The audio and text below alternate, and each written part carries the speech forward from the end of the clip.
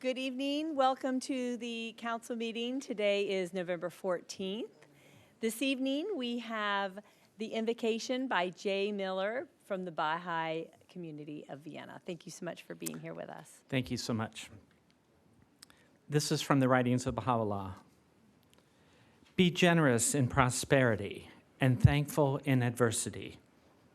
Be worthy of the trust of thy neighbor and look upon him with a bright and friendly face.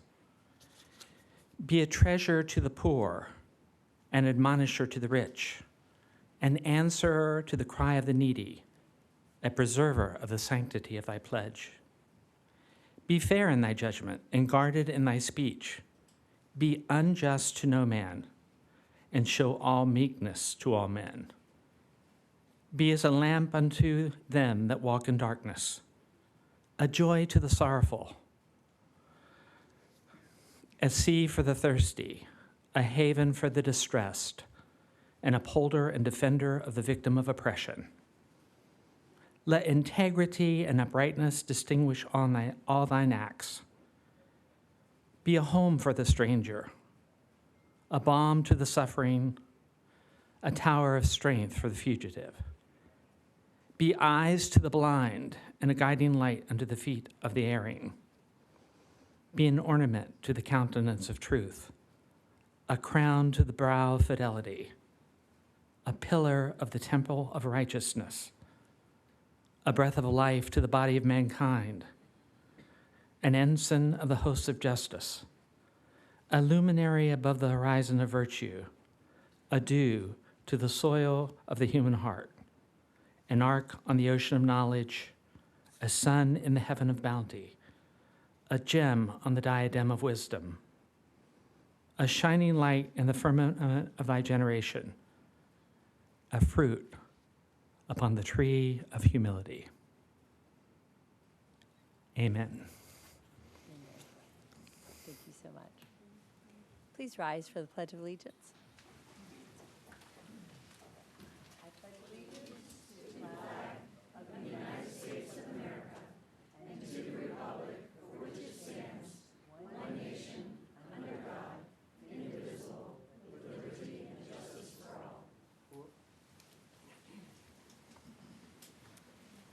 Madam Clerk, please call the roll.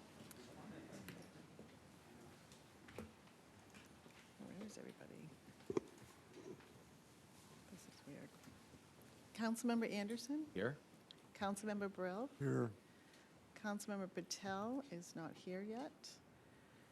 Councilmember Summers? Here. Councilmember Potter is not here yet. Councilmember Springsteen? Here. Mayor Colbert? Here. Next is acceptance of the minutes of the regular council meeting of October 24th, 2022, the conference session minutes of October 17th, 2022, and the special conference session minutes of November 2nd, 2022. Are there any changes to those agenda minutes? Okay, those pass. Next is receipt of petitions and communications from the public that are not on the agenda this evening. Does anyone want to say anything? And this has to be, this cannot be on anything that is on the agenda this evening. Please come forward. Please state your name and address. And I brought my stuff. Okay. Dave Minyard. Officially, it's David. 635 Tazewell, Mercury's a Rockstar, in Vienna. So I missed out. Tell the trash guys, I'm sorry I missed out because I didn't sleep well last night. But I asked the guys doing the leaves, was there anyone else in the town helping you with the leaves this morning? And again this year, they nodded their head no. Sad, isn't it? I was helping. And then after I brought not just that crew, but both crews breakfast, we're not talking about dry cereal. We're talking bacon, egg, and sausage, as well as Gatorade and orange juice. They said no. So my challenge, and when I do get up early enough to get the trash in the trucks, okay, I asked them, am I still the only one that helps and throws my trash in the truck? And they said, yeah. I'm going to keep on giving the other people in the town the example of how to live, because it's all got to be about family, and family works together, okay? Yes, they get paid to do their job, but we're here to be a team, all right? That's it. And I did that in under 3 minutes. I think that's pretty good from a guy that's got a few things around his neck, right? Thank you, Mr. Minyard. Thank you. Thank you. And I didn't ask them to say thank you, because they know I love them. Okay, and is there anyone else this evening? Please come forward. My name is Avril Garland. I live in 917 Hillcrest Drive. And funny enough, I'm going to address just what the last speaker talked about. I'm referring to the leaf blower crews. I was in Vienna Parks this morning. I plant in Southside Park. And one of the leaf crew members was there with a gas-powered blower. And the fumes were so bad, I had to leave the area with my shirt over my head. And well, that's fine, I could leave the area, and so did my friend. But that poor guy had to keep on going, breathing in the benzene, the toluene, the acetaldehydes, the other volatile organic compounds, the small particulate matter, without any mask, pretty well on and off all day. I mean, I brought this to your attention before, but I feel I live here. It's my responsibility to see that the taxes I pay are being used justly, that there is safe equipment that these guys should be using. The Vienna town of employees should not be using unsafe equipment. Electric leaf blowers have very powerful cubic feet per minute speeds, 650 cubic feet a minute. They will very adequately move the leaves, but the problem is they're expensive. But I really don't think that's not relevant. If it's not safe, no human being should be using gas-powered leaf blowers employed by the town of Vienna. I'm suggesting you take them all to the I-66 transfer station to get incinerated, and you buy each worker an electric leaf blower. Thank you. Thank you, Ms. Garland. Okay, and anyone else this evening here to speak on something not on the agenda? Okay. Next is reports and presentations, what most of you are here for this evening, and that is the Halloween Parade Awards. What a wonderful, wonderful night that was. Thank you to everybody who participated. And I'm going to ask Ms. Woodman to come up, and we're going to get those started.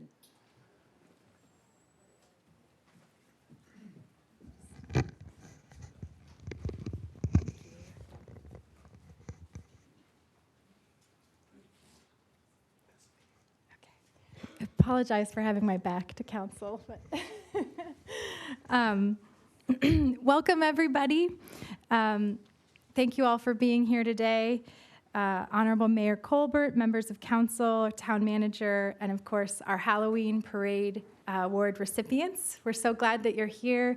I'm Lily Widman. I'm the town's event coordinator, and we're here to celebrate all of you and your wonderful work creating beautiful floats this year. This is such a special community tradition in Vienna. This was our 76th annual parade this year, and you all worked so hard to put together amazing entries. We had 30,000 attendees this year. We had about 86 entries in the parade, and we have about 19 of the 86 represented here tonight. This is a really special event, a partnership between the town of Vienna and the Vienna Business Association, our parade sponsors, and each one of you that contribute to the parade. So before we get started, I just want to give a big round of applause for everyone who worked hard to make the parade happen. Thank you. Thank you, thank you. So we're going to go through the winners one by one. If your name is called, we'll ask that you come up and collect your ribbon from Mayor Colbert. Thank you. And we're going to do a photo op over here. So if you could just pause for a moment so we can get a photo, and then you can head back to your seat. So you can come over to this side to collect your ribbon. Does that make sense? And then come over here for a photo? Yeah. Is that best? Okay. And I just also want to thank Peggy James from the Vienna Business Association for being here tonight to help present awards. Thank you,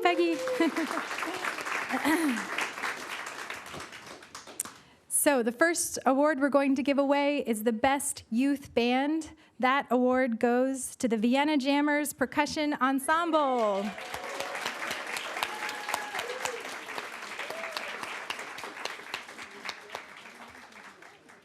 So you all can see we've got photos on the screen of the winners here.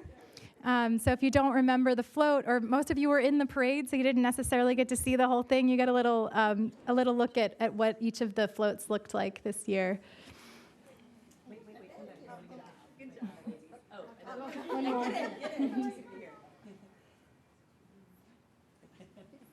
All right, thank you, Jammers.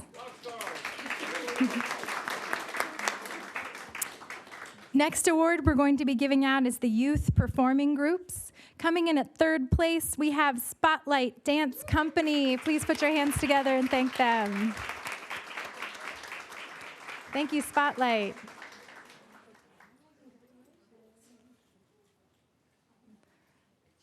Loved your super cool glow-in-the-dark skeleton costumes.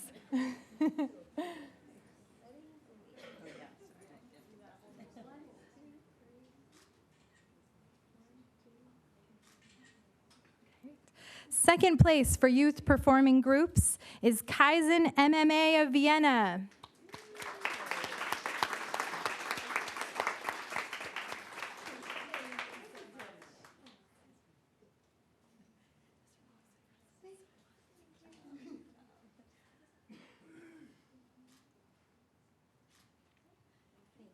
And first place for youth performing groups this year goes to Legacy Dance Institute.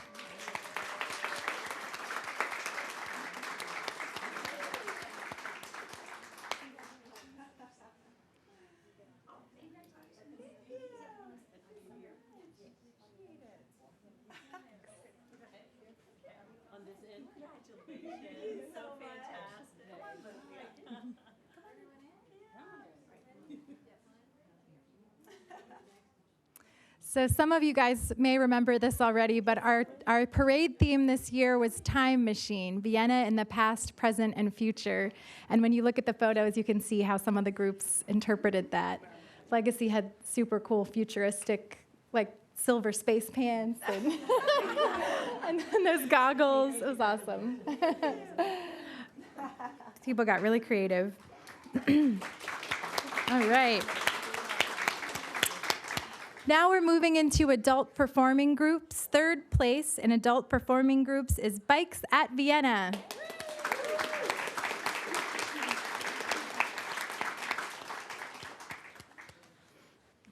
There's so many cool costumes with Bikes at Vienna, we can never just pick one photo. We always have to get a couple. So, congratulations. Second place in adult performing groups is Northern Virginia Firefighters Emerald Pipe Band. They could not be here tonight, but we do have some nice photos of the group, and we'll be sending them their ribbon. So let's give them a round of applause. First place in adult performing groups is Caporales San Simone. Let's give them a round of applause. Congratulations.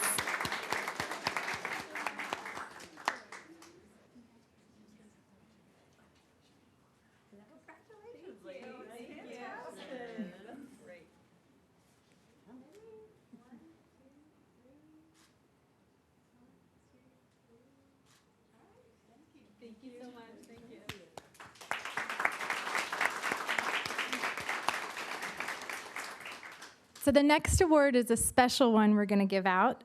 Typically, we don't give awards to walking groups, but the judges made a special call on this one. Please put your hands together for our best walking group, Historic Vienna, Inc.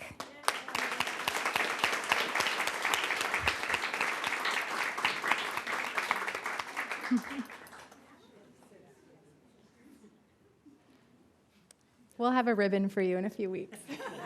Sorry.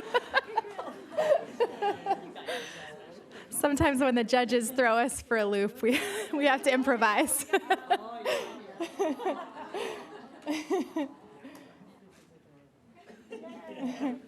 All right. Thank you, Anne. Congratulations. Our next category is antique and classic vehicles. In third place, we have another unusual exception from our judges, a tie for the Powers Pennington family. Let's give them a big round of applause first.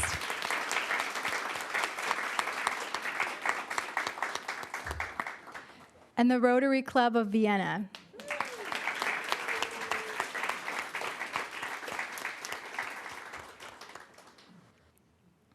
We can do your photos separately, so you get a, a photo of each. Thank you, guys. And Rotary members, we will have a ribbon for you in a few weeks as well. But in the meantime, you get a special certificate.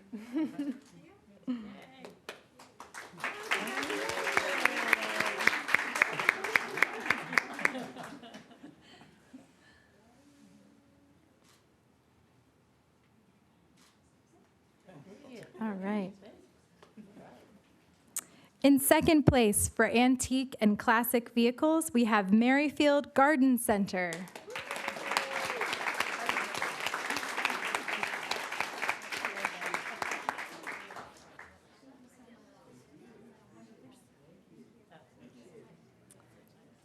Merrifield Garden Center always gets super creative with their floats, and you can see, well, maybe a little hard to see, but they have representatives of all the local schools in the back of their float, I think representing our future. Is that right?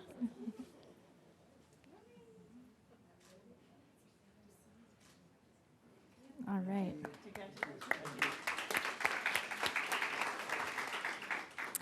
First place in antique and classic vehicles goes to Northern Virginia Corvette Club.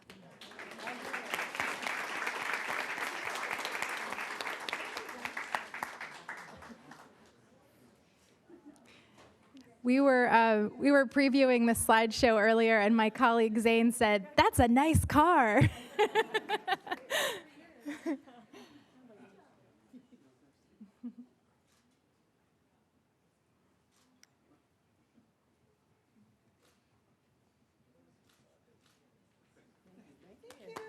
Thank you.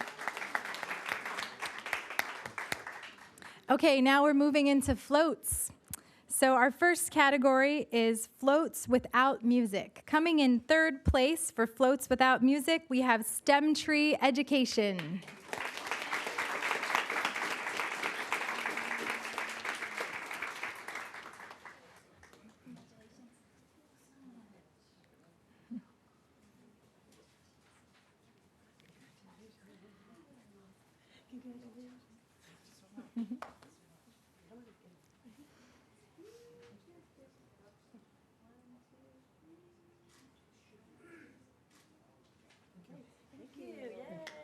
Thank you, STEM Tree. In second place for floats without music, we have the American Legion family.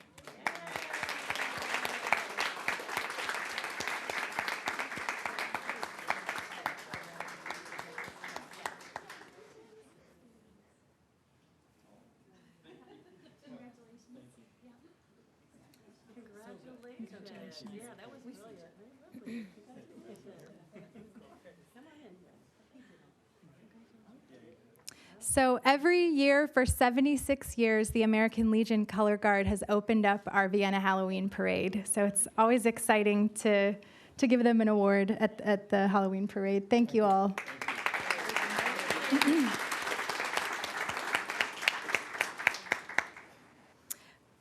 First place in floats without music goes to Flint Hill Elementary School.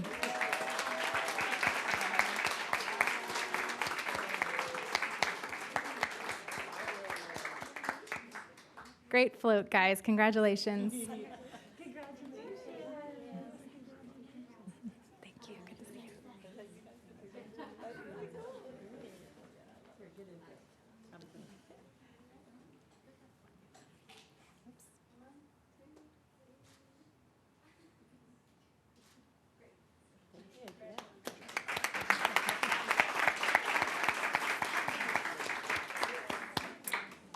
Now we have Floats with Music.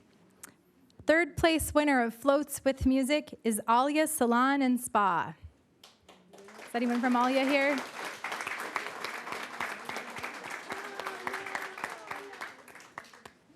Okay, we'll get the ribbon to them. Second place for Floats with Music goes to Green Hedges School.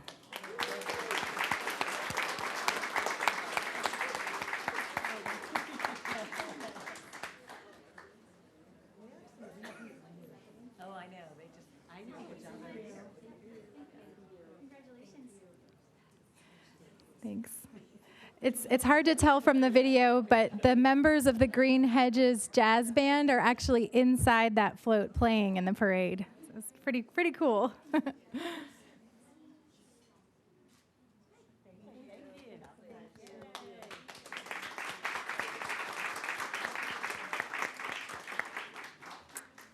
First place in Floats with Music goes to Vienna Art Society.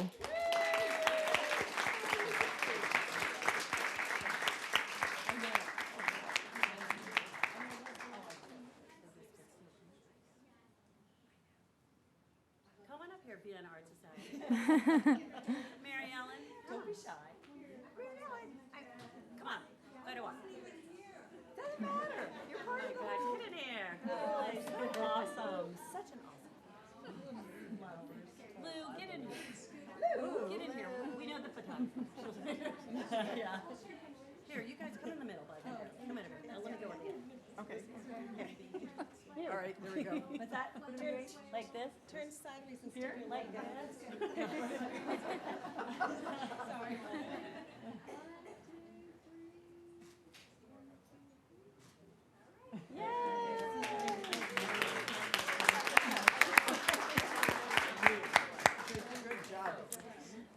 All right, we have just one more ribbon to give out tonight, and that is for the Best in Parade.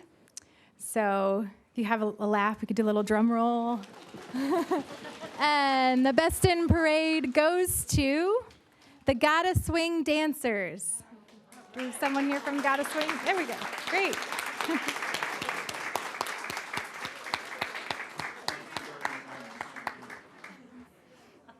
Congratulations.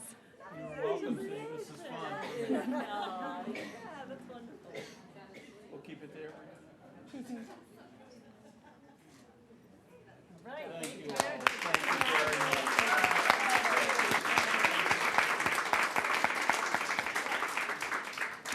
One more time, I want to thank all of you for making the Halloween parade so special. This is such an incredible community tradition. It's part of the things that make our community stronger, and we love working with you all on it every year. We're going to be announcing the parade theme for next year very soon, so we hope that you'll watch our website and social media for announcements.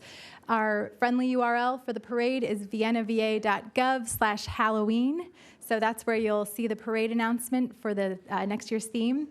And we're available on social media at all those places as well. So we hope you'll follow us and stay tuned for that theme coming out soon. Thank you all so much. Yes. Real quick before you go, I would just like to thank Parks and Recs, Lily and Leslie, and Department of Public Works and the town of Vienna for doing this event. It's so much work, and the VBA just kind of helps, behind the scenes with sponsorships, but these guys really do a great job, so I'd like to give them a round of applause, please.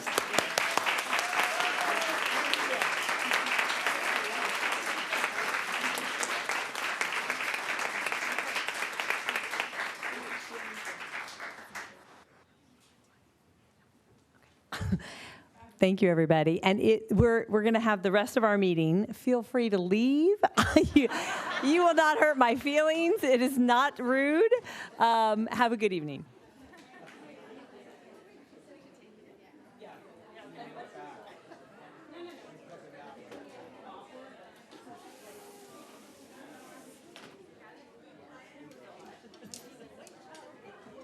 What's that? Except you guys. Yeah.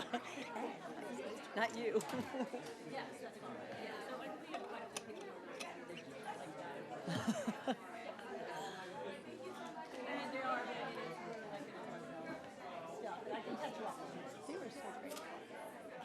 So amazing, yes.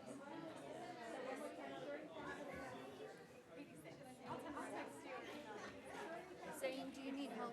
No, I got it. You sure? Yeah. Okay. Thanks so much.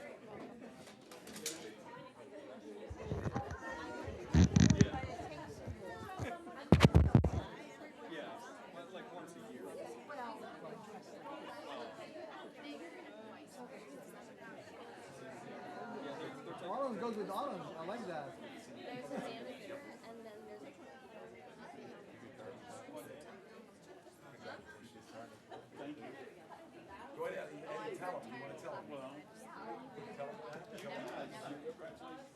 Yeah, I don't know which one of you is one of them canceled. They have that different town. One of them came. No, they were Scary in there. 20s costumes. Thank you, Lily.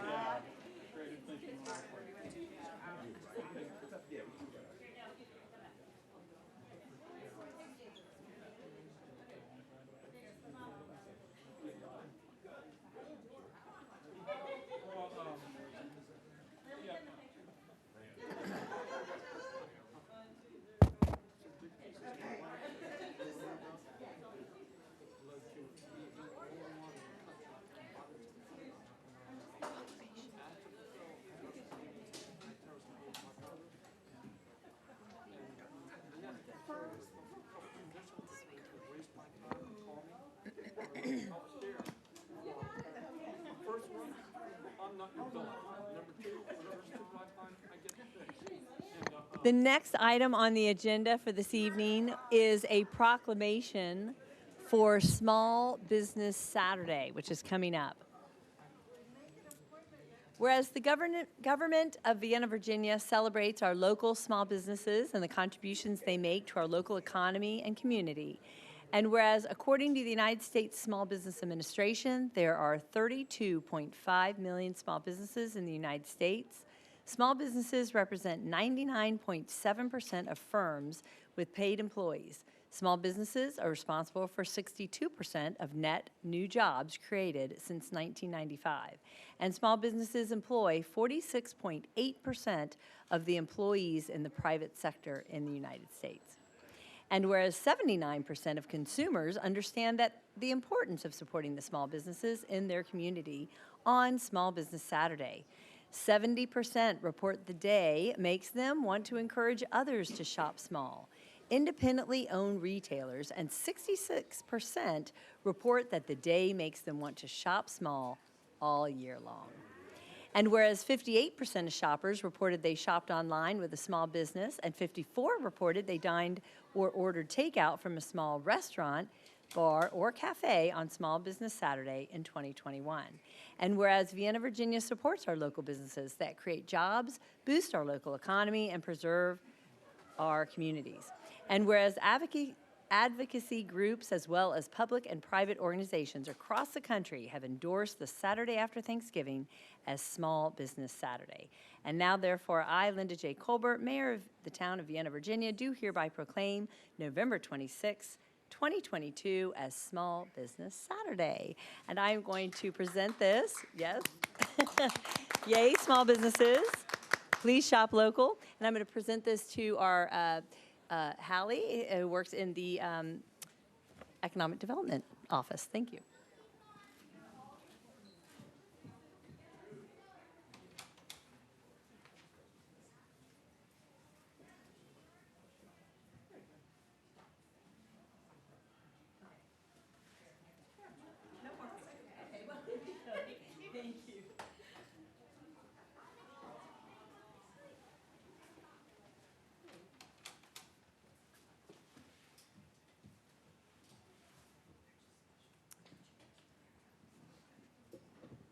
Okay, next on our agenda is report and increase of council members. This is the time for council to report on something or ask a question related to town business. Councilmember Springsteen. Thank you, Mayor. You had two things I shared on Saturday. I was working with the Boy Scout troop, Food for Others, on Saturday. I heard that Jack London, who's a Vienna resident, 99 years old, passed away Thursday. And Jack, I knew him from the Boy Scouts. He was an Eagle Scout. His sons were Eagle Scouts. His grandsons were Eagle Scouts. Councilman Brill, I wonder if you knew him from your Boy Scout service. He probably mentored several hundred Boy Scouts. I think, Mayor, I talked to you about that. I think when your brother was in the Boy Scouts in the 70s, he was leader. So he passed away 99 years. He was a legacy in the Boy Scouts, legacy in the town, and he'll be missed. He mentored several hundred Boy Scouts, and I ran to a former director I worked for the county whose son was an Eagle Scout, and he remembers many Eagle Scouts went over to his house to be interviewed to become an Eagle Scout. So that was it. And the second thing I want to talk about, just a shout out, this Saturday is the 20th running of the annual Turkey Trot. It started 20 years ago when I was president of the fire department. The Chamber of Commerce wanted to do a fundraiser and get awareness of the building fund. They did it for 2 years, and the woman who kind of ran it had a heart attack, died, and it was hard to keep it going, but it was very successful. And while it was a great PR thing, it was pretty labor intensive. And I remember Mayor, I went and met your mother, and I said, Mayor Seaman, what do you suggest? We need to find a Vienna organization that could partner with the VFD. They can do most of the work, keep most of the money, but do it. She thought for a second. She said, make a phone calls, and I think we settled on the Madison High School Band, and they started this 18 years ago. I think 20 years ago we had 80 or 100 runners, and it's just grown. What we do is a partnership with the band and the fire department. They primarily keep us the fundraising. For them, it's a big deal. And I think this year, you're running it, am I right? I don't want to put you on the spot. Yes, I am. And I think we have 11 or 1,200 runners signed up. Yes. And it's become quite the Vienna tradition. Yes. So Thank you. that's all I have. So it should be a good run on Sunday. Definitely. That's all I have. Thank you. Thank you, Councilmember Springsteen. Other council members? Okay. I can't Oh, resist, yes. but Madam Mayor, I will Yes, not run against Councilmember. you. Oh, feel free. I am no guarantees where I'm going to end up, but okay. Okay, report of the town manager. Yes, Madam Mayor, members of the Town Council. Going forward at each council meeting at Town Manager's time, I'm going to have a brief report on the location of each council meeting. And in the audience with us, here's our Acting Director of Public Works, Christine Horner. As she comes forward, we're going to have an elevator replaced here in Town Hall beginning tomorrow, which is going to necessitate having these meetings in other locations. And Christine Horner is our point person to make that happen. So Christine, if you could give us an update, that'd be wonderful. Sure. Good evening, Madam Mayor, members of council. Christine Horner, Acting Director of Public Works. As the town manager stated, Kone will begin the elevator work tomorrow morning, which will put our elevator out of service for the duration of construction, which is approximately 10 weeks. During that time, your conference sessions as well as your council meetings will be held at the police station, and that will begin on the meeting on 12/5, so the community room at the police station, to accommodate accessibility. Okay, and additionally, on November 29th, which is, I think, the Tuesday after Thanksgiving, is when the Planning Commission and Town Council will be having a joint Code Create conference session, which will be the first of, I think, 2. And Dave Levy, is there anything else that I'm missing on that? And that's also going to be at the police station, as I understand it. Is that correct? Thank you, Mr. Payton. Yes. Well, yes, it will be at the police station on Tuesday, November 29th. Thank you all for working with us on the doodle poll, and to the Planning Commission, if you're listening as well. We still need to nail down that second date. So we'll be working with you on that. But we will be doing the first of the kind of restarting the public process for updating the zoning ordinance, and we staff are very much looking forward to it. Thank you, and that's all I have for my report. I don't know if there's any questions about the locations or anything. Okay, all right. Well, thank you. Okay, thank you, Town Manager. Thank you, Councilmember Springsteen, for mentioning Boy Scout leader Jack London. I do remember both my brothers. He was their leader and troop master, and they learned a lot from him. And I know he influenced many people in the community, many boys. I wanted to thank the town staff and the Vienna Police for putting on a great Halloween parade for traffic control and keeping everybody safe for that time. That was wonderful. There is a new principal at James Madison High School. She was just announced. Liz Calvert is her name. And so that's exciting. Something else that some people do not know about, Prince Edward, and I mean truly the king's brother, Queen Elizabeth's youngest son, visited Vienna last Friday, and he was at Westwood Country Club. Westwood Country Club put in something called court tennis. It's a different kind of, it's an old-time tennis. It's the original tennis, and he was there to promote it and to teach young people how to play. So that was exciting. Thank you also, Councilmember Springsteen, for mentioning the turkey trot. Yes, four of us are going to be running. That will be fun. And thank you also to all the veterans in town for Veterans Day. We had a very nice celebration at the Post 180. Happy Thanksgiving, that's coming up. We're not going to have a meeting until after that. And the Church Street Stroll is the Monday after Thanksgiving, so that's another exciting thing coming up. Okay, that is the end of my report. The next item is proposals for additional items to the agenda. Does anyone have anything they would like to add to the agenda at this time? Any council members? Okay. Closed session report, Councilmember Summers. Thank you, Madam Mayor. I move that the members of the Vienna Town Council be polled to affirm that a closed session was held on November 14th, 2022, in accordance with Virginia Code Section 2.23711A1 for discussion or consideration of personnel matters, specifically the interviewing of individuals for consideration of appointment and/or reappointment to town boards and commissions. I further move that the certification resolution be readopted in accordance with state statutes and that the town clerk is authorized to execute the certification resolution. And I further move that the closed session be continued to Monday, December 5th, 2022 at 7 p.m. for discussion or consideration of personnel matters, specifically the interviewing of individuals for consideration of appointment and/or reappointment to town boards and commissions. Is there a second? Second. Okay. Madam Clerk, please poll the council. Councilmember Anderson, Aye. Councilmember Brill, Aye. Councilmember Springsteen, Aye. Councilmember Summers, Aye. Mayor Colbert. Aye.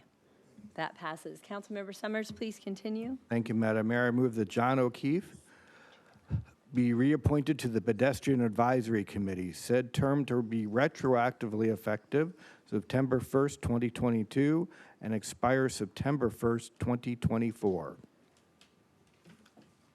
Second.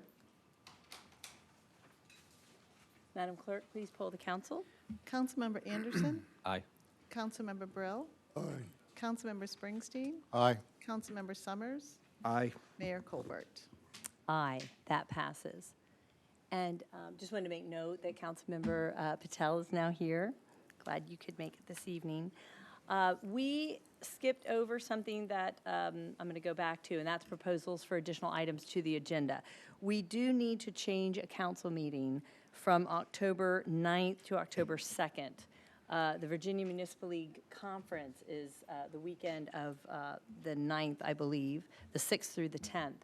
So we do need to add that, and we'll just put that at the end of our regular business. That will be item E, and that will go from October 9th to 2nd. Yeah. Anything to add, Town Manager, on that? I'll talk about it at that time. Okay, okay, excellent. All righty. Thank you. Okay.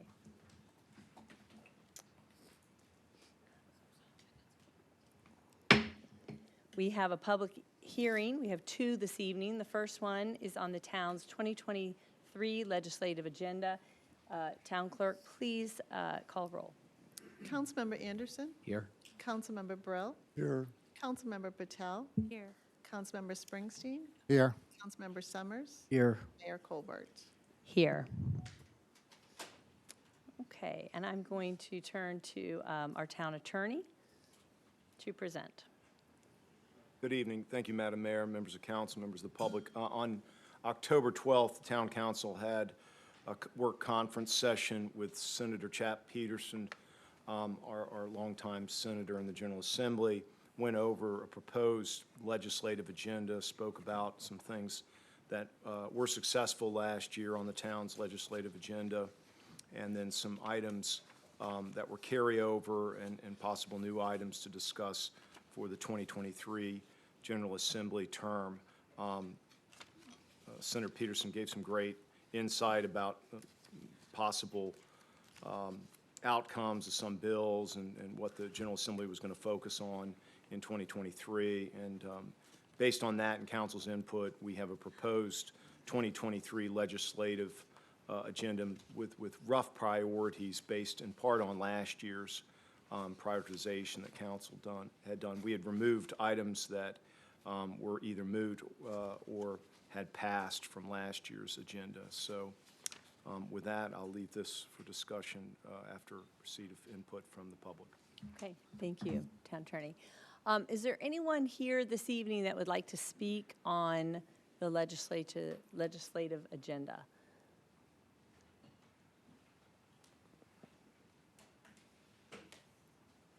Okay.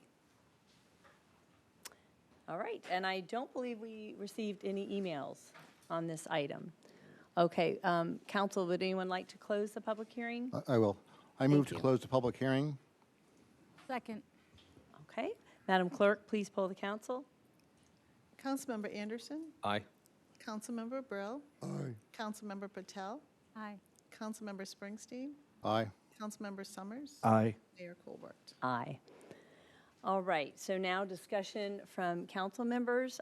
We have the draft of the legislative agenda for 2023. Town Manager. Yes, Madam Mayor, members of council. Councilmember Potter is not here this evening, so I'll just mention that he did ask for a fiscal impact cost summary, and that is attached as part of the item here. Just wanted to just mention that since Councilmember Potter did ask for that. Thank you, thank you. Yes, that was helpful. That was good to have. Councilmember Springsteen. I guess, we have a nice agenda here, but I thought the reality is we have 17, what do we have, 17 items here? 15 items. I really think we should only focus on 4 or 5. It's nice to have the 15. I'm fine to send all down to Richmond, but realistically, we're not going to get that much through. We had a challenge to get some through last year, but I really think we should post energies in 4 or 5. I think we can send these down, but I think we as a council need to give pretty clear direction which 4 or 5 we want our folks to go after. Okay, thank you for that input. And I just want to make note that Councilmember Potter is joining us. I'm so glad you could make it. Thank you. Good to be here. Yes, great. Okay. Councilmember Anderson. So I would second Councilmember Springsteen's notion, and I also think Councilmember Brill has spoken of this before, and we heard it also from Senator Peterson, that we identify our top, say, 3, 4, or 5 priorities. I would keep the remainder, in particular, Madam Mayor, because we will have a new delegate representative come January, and that delegate representatives clearly won't know us as well as outgoing delegate Mark Keem. But I would propose what we do with this list is we split it into 2, which are priorities and positions. And we list the others as positions. I think that's important for 2 reasons. Number one, because again, we have a new council, our new delegate member. And that person, whoever that is, may actually want to really push one of those issues. And if that person knows that, that's also something that the town of Vienna cares about, I think it would be good. But I do agree that the idea of putting our top priorities, one for mine being trees, obviously, and that kind of thing, that the chances of us getting something in this particular election cycle is is improved, shall we say, if we limit it to, say, 3, 4, or 5. Okay. All right, thank you for those comments.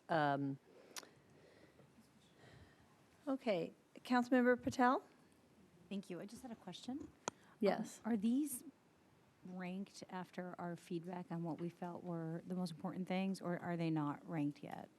Like, are they listed in order of Right. priority or not yet? Last year, you all did a ranking system, and this is the ranking system from last year. We didn't do it that way this year. It doesn't mean you can't, but I left them in the general order that you all had from last year, except for any new ones, which was, I think, 17 is a somewhat new, and that's related to trees and some other proposed language. But everything else, I think, and then I think yours, Councilmember 16. Patel, was 16, was another new one, well, it was a return. We didn't formally request it last year. We were responding to the code change, so your request was that there be a bill to move the local elections back to May if we chose to, and so that's technically a new one.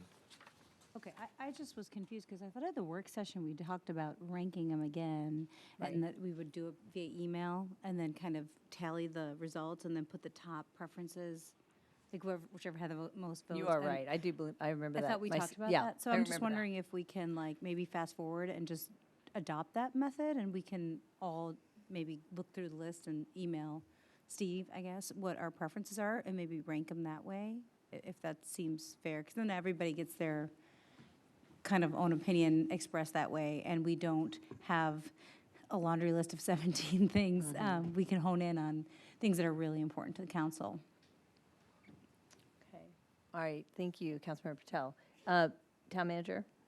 Yes, Madam Mayor, members of the council, my recommendation is that the exercise that Councilmember Patel just reminded us of happened before pre-filing. Pre-filing, I think it's the first week of December.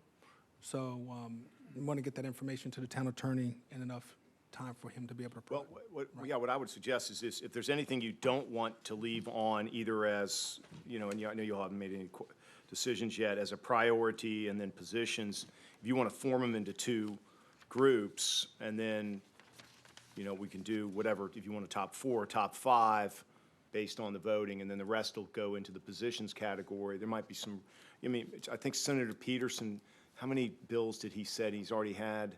Yeah, he's already has some that are spoken for, so he's got a limit of how many he can introduce. Yeah. Right, so, and our new delegate is getting in so late, I think they missed the pre-filing. I don't really know how that's gonna work, if they're gonna grant an extension for the new, because I'm sure he or she won't be the only new member that's coming in on her special election. I'm sure there's probably a few, but anyhow, regardless, I think the ranking does help our delegate and senator prioritize and things, especially if they see a similar bill, even if they didn't introduce one, they're like, oh yeah, Right. Vienna wants something like this too, and a lot of times there's amendments that can be made, as you know. So I think that's a good exercise. And we have time to get into the town manager's position. If we get this in the next week, I can do the tally and that's it. It doesn't have to come back before council. Right. Okay, thank you, Town Attorney. And Councilmember Potter? Yes, Chap had indicated that he had 15 voting spots, 10 were taken, and he could do 1 or 2 and prioritize them, so he encouraged us to keep the list short and as to what we really wanted, and he indicated that he needed it by December 1st. Thank you, Councilmember Potter. I'm so glad you made this meeting, so you can keep us all, on track. That's we need you. Councilmember Summers. Thank you, Madam Mayor. Having been a lobbyist for 30 years, one of the things I learned is when you get kind of a flashing green light from a member in terms of their interest on something, you want to go for it. And it was my sense, and I'm not lobbying people as to what they should say, that there was a real, the senator seemed to light up on the tree issue, said he had heard from a lot of people about that issue. So I would just put my 2 cents in on that observation that, I sensed from him, maybe other people sensed something different, an interest to try to make that something that he would try to figure out and help us on. So just wanted to make that observation. Thank you. Okay, thank you, Councilmember Summers. Councilmember Brill, do you have any comments at this time? Madam Mayor, I think what Councilmember Patel mentioned is that we just mark the ones that, and how we rank them, and Town Attorney Brigler can, and I think we can easily have it done by the 1st of December. Okay, thank you. So I do agree certainly with ranking these. I think you all made a lot of good comments. Another reason for keeping them all on here is, I don't know if the town attorney, if this is what you were talking about, but sometimes other jurisdictions will support something, and knowing that another jurisdiction is supporting it, like the election, taking the elections back to May, we know there are other jurisdictions that support it. And whether our senator actually brings it forward, they may have their senator bring it forward, but they like to know that we are also supporting it. So that's another good reason. And so we could have a short discussion, but I just wanted to mention two things, and that is we do have on here that the Dillon rule is number 4. I know that we've talked about this as council a little bit. I'm a little concerned with having that, just for everybody to think about. We're not ranking right now, I understand. But just keep in mind that we do want to rank things that we think have support in the House and the Senate. I don't think the Dillon rule has a lot of support right now across the board. So is that something we really want to push at this time? Just to keep that in mind. And there is one other thing, and that was certainly, I know that we do hear from a lot of residents, and we certainly, I know this council feels that, of course, we want to preserve our trees in town. There's a lot of language here, and I wanted to ask Councilmember Anderson if he was, we haven't had that much chance, I think, as a council to really delve deep and talk about some of the things that are mentioned here. And while some of them could be very good, incentives for property owners, things like that, I don't feel like this council has had a chance to really think about what are the unintended consequences, how much will this cost the town to do, those kind of, or other jurisdictions even, to do. I know that we had language before that was maybe a little more broad, a little more general. So I didn't know if Councilmember Anderson or if the town attorney had a recommendation on that. Councilmember Anderson, would you like to respond? Yeah, and as I mentioned to you earlier today, and I mentioned to the town attorney, I'm happy to deal with more general language. Specifically, I would withdraw number 17 in its entirety, because I think that the more general language as written in number 2 covers that. I would consider changes to the A, B, C, D if people think that those are too specific. What I'm trying to sort of get across is pretty simple. Local municipalities should have more control over their own tree canopy requirements and tree preservations. There's an illustrative list there, which I think are notable and worthy of debate, but if other people feel that they're too far out there or potentially would focus too much opposition to something like this, then I'm willing to consider dropping some or all of those. Okay. But as long as the general, again, the general principle is very crystal clear. I actually am very comfortable letting the legislative process work with this. That is, we know Senator Peterson has this as an objective, and I think it's better to try to work with him as to what's possible. So I don't want this to become like a lightning rod against it. So I've thought this through a little bit more, and I think the way to achieve this end is to leave it a little bit broader and see essentially what we can get. So, so basically what I would suggest, Madam Mayor, and tell me if you think this is the most efficient way to do it, is when we go through the ranking on this one in particular, if there are certain elements which you think are too detailed or raise problems, that you simply, in your ranking, strike them out And if we have, if there's a significant, I won't even say a majority, but a significant number of people who strike out particular provisions, then I would accede to the wishes of the significant number of council and just strike those out. Okay. So it sounds like we might not be ready then to vote on this tonight if we're going to be changing things. So then we probably should. I would hold off the vote, I think. So the next vote, go ahead, Town Manager. Madam Mayor, members of the council, I think we may take cues from the town attorney on this, but I suggest that since this is the last opportunity that the council will have to take action on what is the official legislative agenda before December 1st, I do recommend that there's some vote of some sort, even if I think Councilmember Anderson just said that he would like to remove number 17 or something. If you have the 16 items, which constitutes your legislative agenda, and then after this meeting, after you vote on the agenda, legislative agenda, then you can communicate with the town attorney about with the order of them. These four are the priorities, and then there's the positions and all those things. But I think there should be an official action of this council that gives the authority of this town to give to Senator Peterson and our delegate, say, for the December 1st filing, so that the council is at least authorizing that to happen. Otherwise, I don't know how. Okay. I don't know how we. Okay, thank you.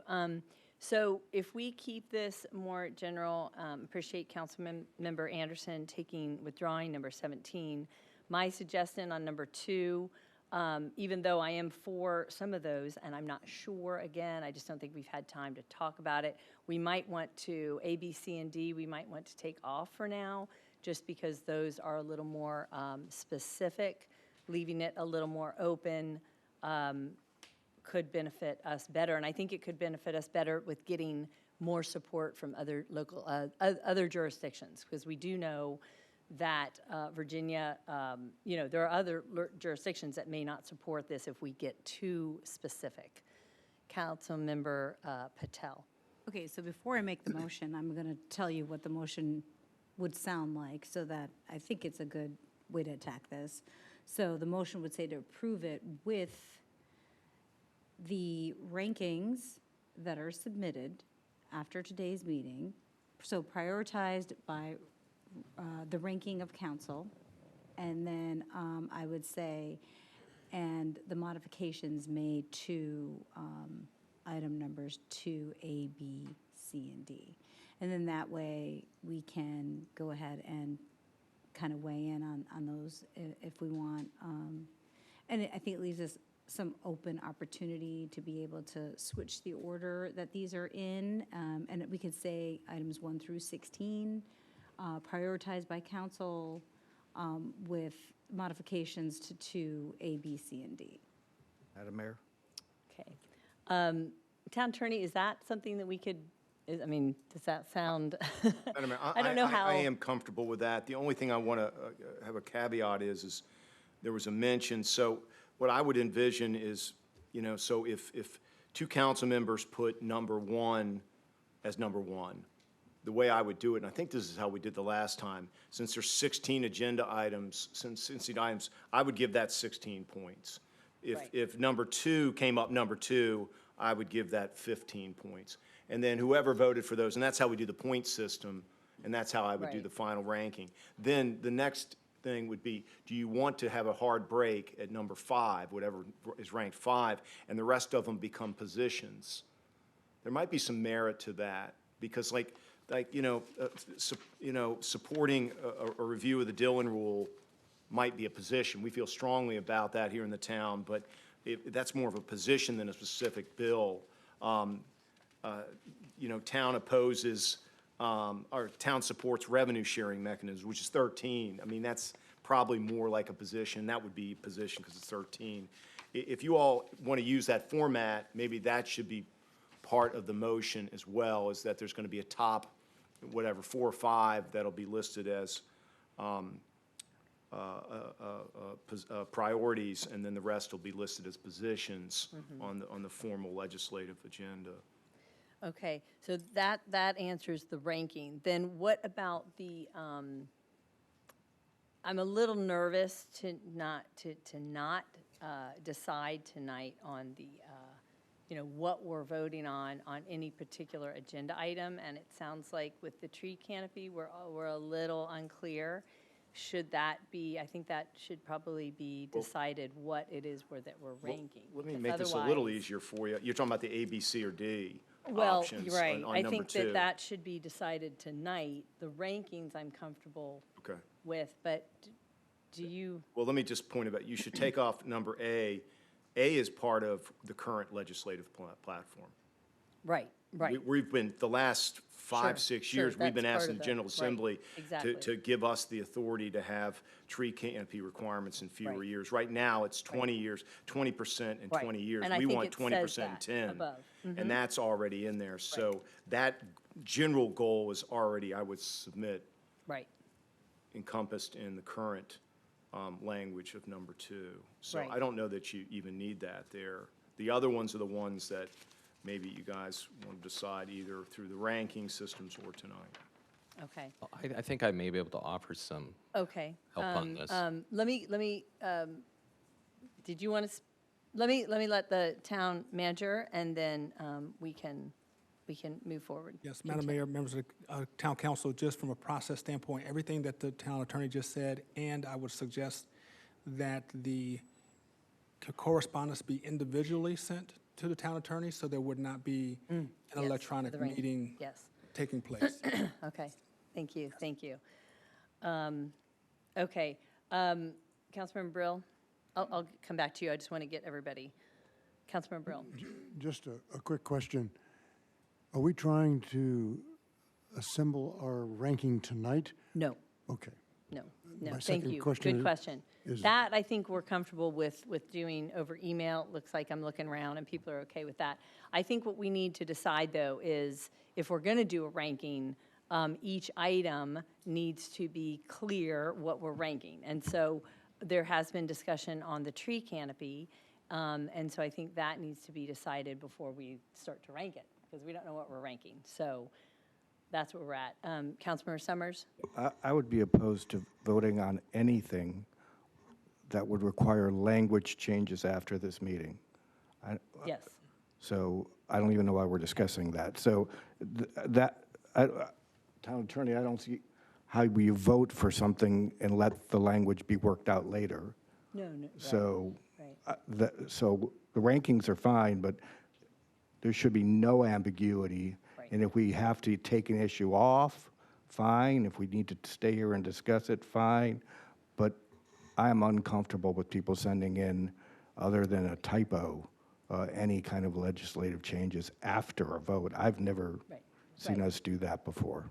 Right, thank you, Councilmember Summers. Okay, Councilmember Potter, did you want to? Well, it's sort of a question. When we met with CHAP, we went down through all of the items that we had previously put on there and then discussed ones that he felt would be successful and some that he felt would go to deaf ears. We came up with 8 items in that meeting.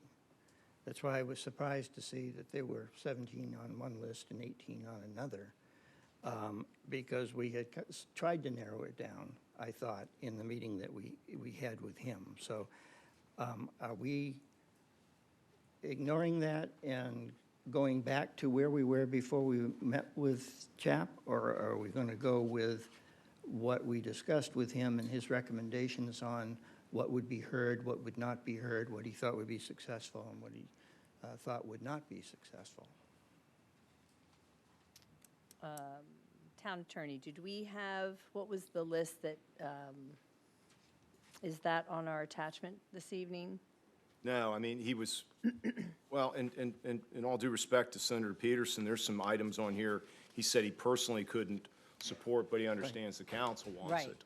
right. So he may not introduce a bill, but that Right. goes to the point of, they may be introduced by other senators or delegates, Exactly. and the town has stated their position. Okay. And, you know, it's not like we're fighting with Senator Peterson, just Sure. respectfully disagree on some legislative items. There were some items he said, listen, I'm not in on that. Right. One of them was, and he has said that before, although we've got it close to being on the floor vote a couple times, is changing the procurement provisions to allow for cooperative procurement for certain construction contracts not exceeding 200,000. There's a lot of other jurisdictions that favor that, and some other delegates and Sure. senators might favor it. He doesn't particularly like it, but that's number 10. So, I mean, that might be one that he would say, you can take that off as far as I'm concerned, but I don't think the town, year after year, the town has indicated we're spending more money because we're not able to use cooperative procurement for these small construction contracts. So that's one that I think, to answer Councilmember Potter's questions, you're right. I don't think Senator Peterson would support that. I don't know. He probably would abstain from a vote if somebody else brought it. I don't know. He might vote against it, but that doesn't mean it's not part of the town's Sure. platform. Exactly. No, that's a good point. And Councilmember Potter, did you have more to say on that? Well, the remote participation came up. Right. And he was very strong about that and indicated that he would not even be comfortable suggesting it because he felt that you had to, if there was something that needed to be voted on, then you needed to be there in person. And so we ended up with number 2, number 6, number 10, number 14, number 15, number 16, and number 17. And it was realized at that time that number 17 and number 2 were sort of redundant. So I don't know if, again, if this is a meaningful exercise or if we go back to what we had before and start again. But we've gone down this road a bit already in a meeting. Right. So I would, right. So I understand what you're saying. I think, though, that it is important, for example, number 1, the town of Vienna opposes any bill that reduces or eliminates local land use authority. That one I feel strongly about, so I would not want to see that not on here. Whether he carries it or not, though, at least it shows that we are supporting that. I think on the meetings, the virtual remote meetings, what I see here, it does say where no formal vote is taken. And that members, and I do remember him saying that. He did. So that takes care of that, right. Okay. Councilmember Anderson. Just to respond on the meetings, although Senator Peterson, it may not be one of his favorites, it's a very big deal in the VML General Laws Subcommittee, and there are a lot of people pushing for it, so I wouldn't give up on it just because Senator Peterson is a little bit hesitant. But I want to go back to number 2. That seems to be the stumbling block, and I also agree with Councilmember Summers that we should hash this out before we vote on it. And if we can't, then we should withhold our vote. What I would suggest, if I go back to the language, sorry, I need to pull it up on my computer here, is basically A is already covered by the language above, B is already covered by the language above. C, I would agree that we should take the bonding thing out because I'm afraid that's going to be a lightning rod and draw oppositions, even though I think that local municipalities should have that right. D, I would like to somehow work that into just the general paragraph. That is the notion that tree canopy can count towards stormwater runoff requirements. That's an incentive, and I think it's a powerful incentive, and one of which that kills 2 birds with 1 stone, which is we get more trees, but in the same time we have less stormwater management. So in the way I would propose, I would add the following sentence into number 2. Local municipalities should also have the right to credit tree planting towards stormwater runoff requirements. Okay, thank you, Councilor Anderson, and I appreciate you taking C off. I do. And A and B are already on there. Let's talk about D, town attorney. Madam Mayor, I think it's a very interesting idea. We've talked about this concept in the past, and it's been floated around at the General Assembly, as I recall.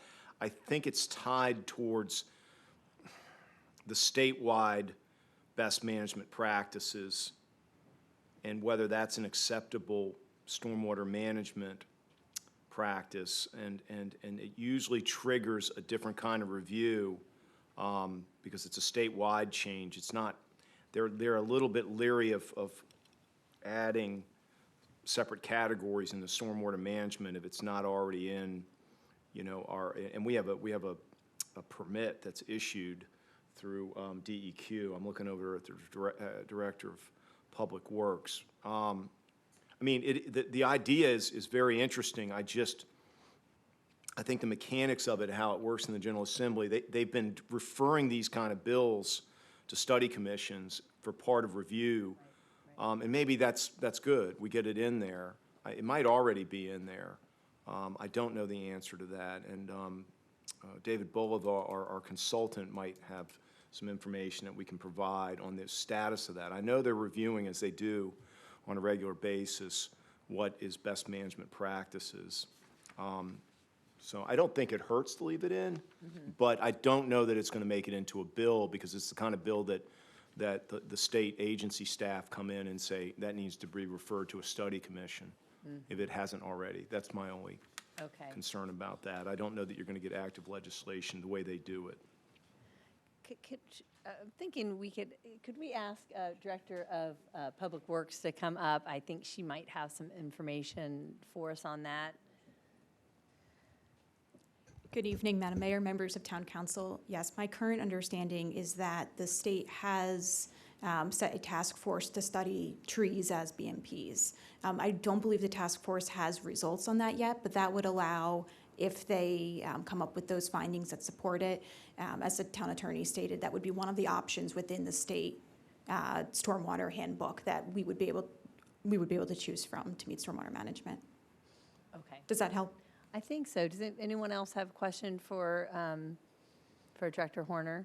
Councilmember Anderson? Just quickly, so all we're saying here is, if it turns out that the study group recommends that, well, we certainly support it. Right. So I guess that's this is I'm trying to make Right. this as less, Understand. at least, Right. sort of controversial and divisive, to try to just get the conversation started. So Okay. that was sort of my intent in coming up with that language. Okay. Thank you. Thank you. Okay. Councilmember Patel? Since we're commenting on two, I'll Yes. just throw in my 2 cents. Yes. Okay, so the way it reads now, the first section of item number 2 has been in our agenda for years in the past. Yes. So I'm fine with the first section. As far as the second section is concerned, I am all for incentivizing tree preservation. I have no problem with incentivizing that via stormwater management credit or whatever other concepts of incentivism that they come up with. I do not agree with any sort of restriction or penalty. And so I would propose having the first section of 2 with item B and item D, but D being, an incentive in terms of your tree canopy can count towards stormwater management credit. Again, incentivizing it, no problem.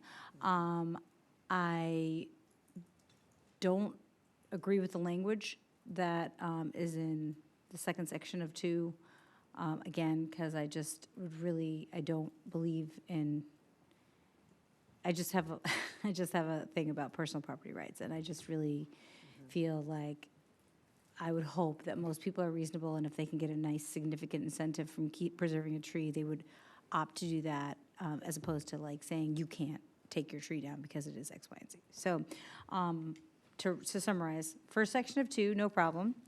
Item number B, no problem. And then D, saying that the trees count towards stormwater management credit, no problem. Okay. Okay. Thank you, Councilmember Patel. Okay, so we have a discussion on 2. So we could either make, someone could make a motion at this point. Madam Mayor, Councilmember Anderson. my motion is going to relate to number 2. Okay. And essentially, I'm going to try to cobble this motion together, so Melanie, please stay with me. I move that with respect to item number 2, we adopt the language as drafted with the following changes. Number 1, that we eliminate the section under such provisions may include the following, and everything underneath A, B, C, and D. Okay, so that section on number 2 is out. And an additional sentence is added to number 2, which reads, local municipalities should also have the right to credit tree plantings towards stormwater runoff requirements. Okay. I'll second that. Okay. Any discussion? Councilmember Summers. This is probably a silly question, but I'm just so I understand. The first paragraph is staying, and we're adding the second paragraph, correct? The second paragraph doesn't replace the paragraph above? Because the way the bold headline is, I'm confused. I want to make sure that. Oh. That's what I'm confused with. So are we keeping paragraph 1? No. No? I think, P- right. You sure? Oh, now I'm completely confused. You're right. So I think Councilmember. Because if you look at paragraph 1, there's some more stringent things than are, because we specifically asked for going from 20 years down to 10. And I don't think we want to give up on that request we've been making for many years, I believe. Right. With a less strict, I think you might be, unless we're keeping the first paragraph, we could be accidentally weakening. But that's why I wasn't quite sure what was being done here. I see. Can I ask, Town Attorney, the first paragraph is what we've always had, not always, I would say in the last 5 years or so. That is the language that was there last year, the first paragraph. It is. It's for a number of years, we've been requesting this, and it's, Okay. and not to get real technical, there is another section, 961.1, 15.2, 961.1. Councilmember Anderson, are you hearing this? I want you guys to hear sorry. this. That Where this comes from, we didn't make up these numbers of the 20% in 10 years. The section right after the current state enabling section that the town uses has another provision that allows you to have a faster tree canopy, but it ties it to this tree bank provision, which actually allows you on some lots to have fewer trees. So the town in the past has never felt comfortable not adopting that. So that's why we've asked for this amendment to 15.2961. It's a very technical amendment, but it gets us there in a very direct way of a tree canopy, 20% tree canopy in 10 years rather than 20 years as we have now. So that's been the ask in the last several years, and we've got some traction on that. Not a 4 vote yet, though. Yeah, we are getting some traction.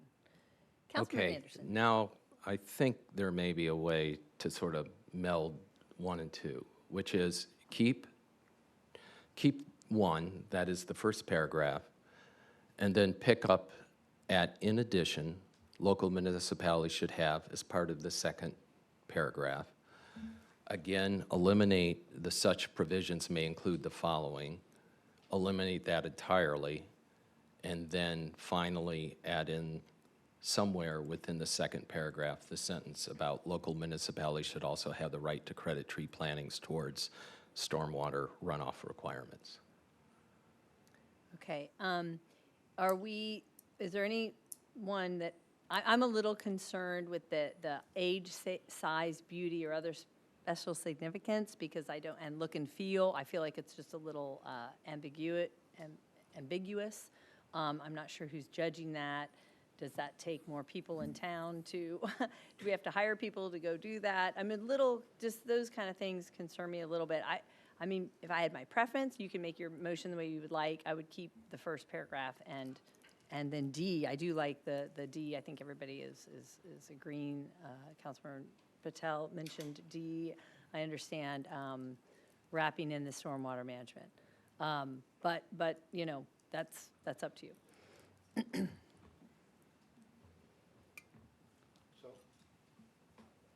we got to get this moving along. I'll second it, and it'll be tweaked anyway, we got Richard, but I think just second it, let's take a vote, let's move on.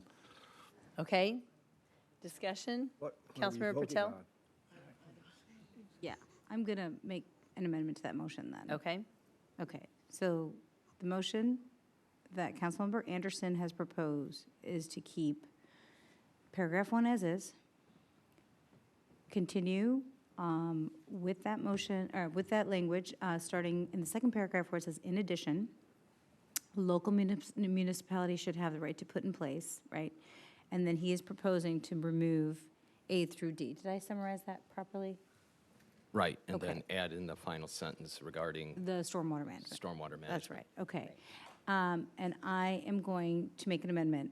I would like to move to include the language in the first part, and then include, remove the language in the second part, in second paragraph, and then include items B and D in terms of, the stormwater management and the incentivizing, incentivizing preserving beautiful trees, basically.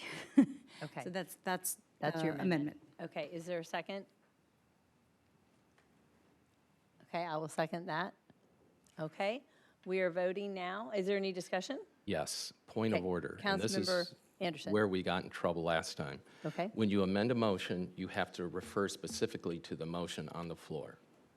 So there's a motion on the floor, which basically consists of paragraph 1, in addition, paragraph 2, starting in the in addition, and then the final sentence.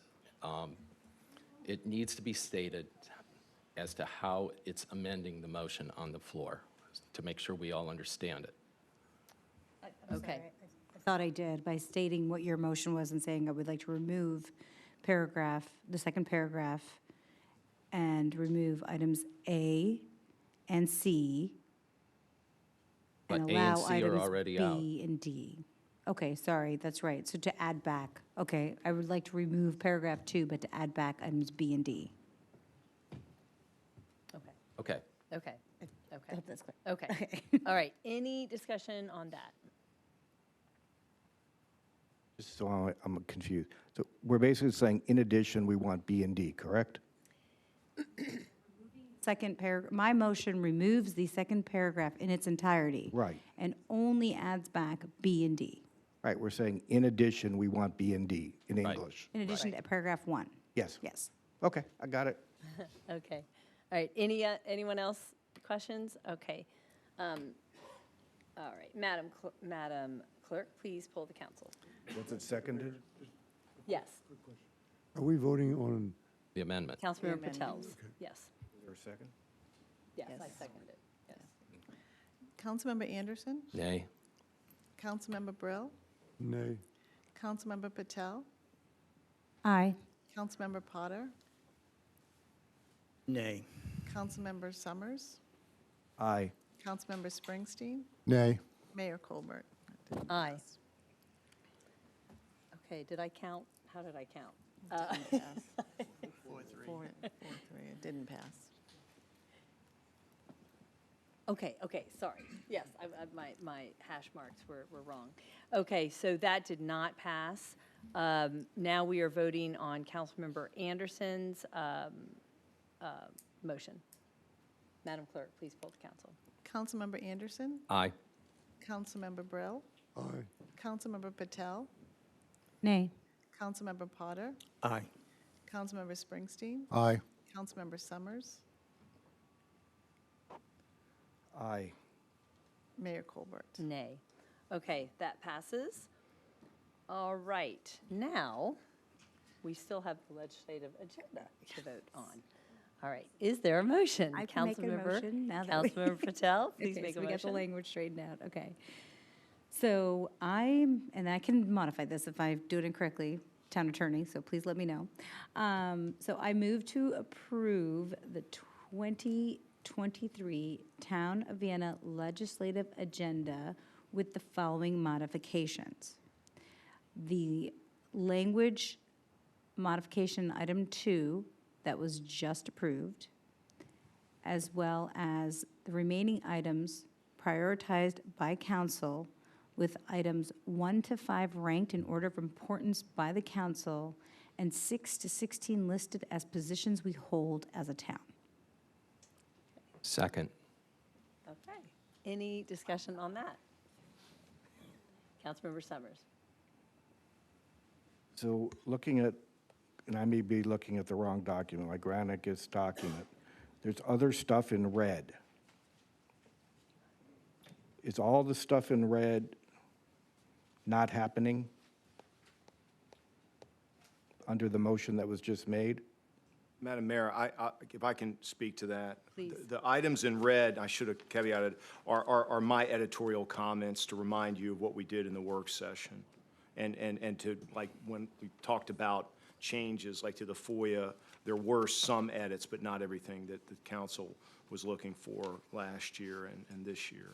So those are not part of the legislative agenda. They're just editorial comments is how I would treat those. Okay.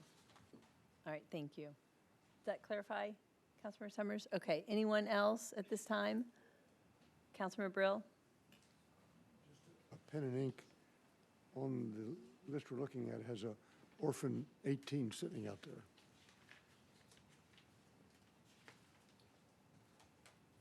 Oh, right. 18 should not be. No, well, that was, Your Honor, Madam Mayor, I can speak to that. I always leave a blank in case there's an additional agenda item after, because we had the Okay. public hearing, if somebody wanted to add something. So I leave that as a reminder that we can still add things. Okay, and 17 has been removed I said 1 also. through 16 in the motion. You did. Yes. Thank you very much. That was an excellent gone. motion. Thank you. All righty. Town clerk, please poll the council.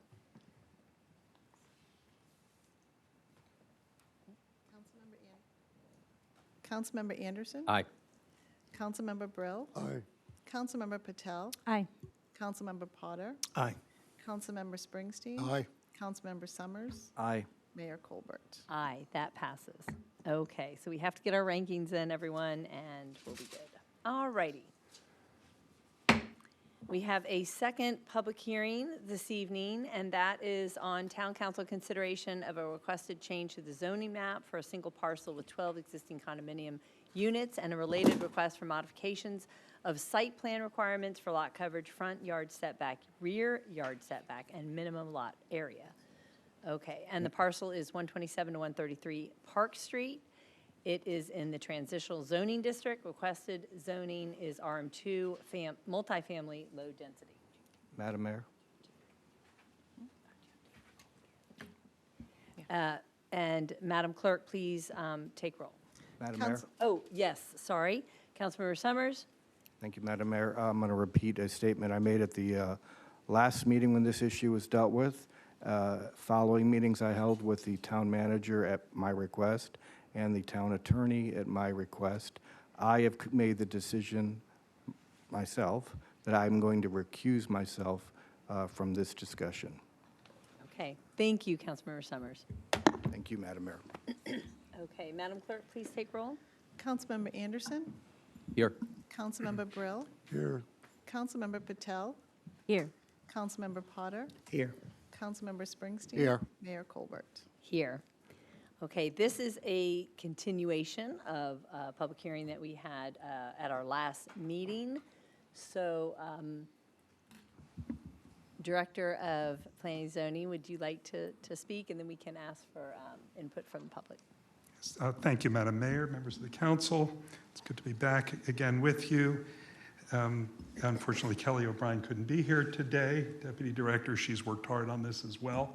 But you have the B team of the Director and the Zoning Administrator, so we'll do the best we can. And I said that for Kelly, who's watching. Okay. I'm not going to take a long time in the presentation because you've seen it all. I'm going to focus on what's changed. Thank you. If that makes sense. Thank you, yes. And as you said, Madam Mayor, it is a continuation of the public hearing. I believe there's at least one person here who wishes to speak and who has also submitted written comments in advance. Yes. But there may be other people as well.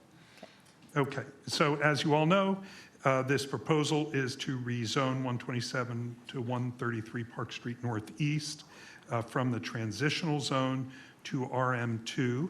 multifamily and related site plan modifications of requirements. That's what the request is. Very briefly, the existing transitional zone property has 4 existing 2-story brick buildings on it over a 1.66 acres. We won't go into all this, but the future land use map from the comprehensive plan supports this kind of use, although the current zoning does not. And we can go back to this if you wish to, but there's no need to do all that. Let me focus on one of the changes, which was in the staff report. Okay. The applicant has responded to both the comments that were heard from the Planning Commission, but then more pointed at the council meeting regarding concern about open space, lot coverage, and revised the proposal to move from 28 units built in 14 buildings. If you recall, it's 2 units per building, in which there's on 2 levels, 1 unit, 2nd unit, to 13 buildings with 26 units. And this drawing shows exactly where they took it from. So on the top left of what you're looking at on the screen, buildings 12, 13, and 14, one of them was removed and then turned to the side to become 12 and 13. And so that leaves more open space and reduces the number of units. That resulted in a series of other changes, which are played out in both the site plan modifications and the proffer statement. This is just sort of more stuff from the last time, which is where the design, but specifically some of the changes in the modifications that are requested. The rear yard setback was proposed as, so the normal setback in RM2 is 35 feet. Last time they were here, they were requesting 15 feet as their modification. They have amended that to 20 feet, so more of a setback than it had been. And the lot coverage under RM2, the by right is 25% maximum. They previously had requested 70%. The Planning Commission recommended 68%. The applicant has now reduced the request to 66.8%. Okay? Okay, thank you. And these charts show how that plays out. We can come back and focus on that if you like. If you recall, there was a table from last time which showed comparisons to other approved modifications. And so this shows in the top row the changes as compared to what it was before. So the top number next to Vienna Courts is the current proposal, and the number in the parentheses is the prior proposal. So you can see those all across there. I don't need to read them to you unless you want me to. So this is a little small. Potentially if you want to hear from the public on that first, Yes. we can do so. We also have the written statement, which I can bring up for you if you would like. But The written statement. the written statement that was sent in. Right. But I believe that's going to be described Right. by Yes. By the member of the public Yes, who's here. Yes, okay, that's what we'll do next. All right, so this is a public hearing. Is there anyone here that would like to speak? Please come forward. Good evening, Mr. Cook. And please state your name and address, and you have 3 minutes. Okay, I'm Nash Cook at 135 Park Street Northeast. The first thing I want to say is a big thank you to Steve, right? It's kind of taboo to start with that, but Steve's been incredibly approachable on my concerns and approaching those concerns with a solution. But given my intent is to continue to use that location as my family home, I will be the next generation of Cooks to live there, and it's my intent to have that continue tradition through other generations, which tease up my concern in me speaking up here today. My grandfather developed Vienna courts. I don't think he kind of foresaw a redevelopment occurring, especially being so close to the house. And I definitely don't think he anticipated a redevelopment of the size and scale that's being proposed today. But I'm in full agreement of this proposal. I think Steve's done a pretty incredible job at making this development as tasteful as possible. If you look at the lot, it's very unique and very difficult, and I'm in full support of it. But that doesn't eliminate my concern about the proximity of that development to my home. Now, Steve and I did have a conversation about a mutually beneficial and more or less pretty streamlined solution, and that's what I want to get in front of town council today, is how do we make the solution we discussed, which is taking the existing brick wall, which is on a portion of the property today, and extending that, do you have that up there? I do. Extending that brick wall directly across the property line to Park Street. This will be a compromise of several feet for the builder. However, this compromise will be a world of difference for me and my family for generations to come. And that's why I want to ask town council and Steve and the builder to give me the assurance on the discussions and the solutions that we've had in conversations to date and make those official. I think that's the peace of mind my family and I need as we move forward with this development. Okay, thank you so much. Yep. Appreciate that. Okay. Is there anyone else here this evening? Yes, please come forward.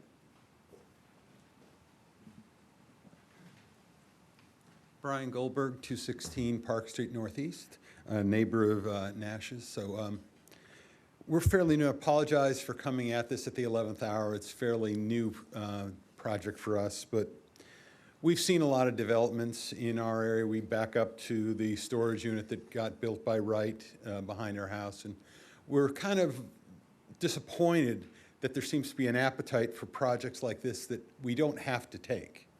It feels as though there was an appetite within the town to be accommodating to builders for things that the town really doesn't need or want. This is going to add a lot of density to what we'd like to have be a quiet street, but is in no way a quiet street right now on Park Street. And so the question really is, there's no place to make Park Street bigger. And so the challenge really is, why is this something that's a priority for the town? And I don't understand.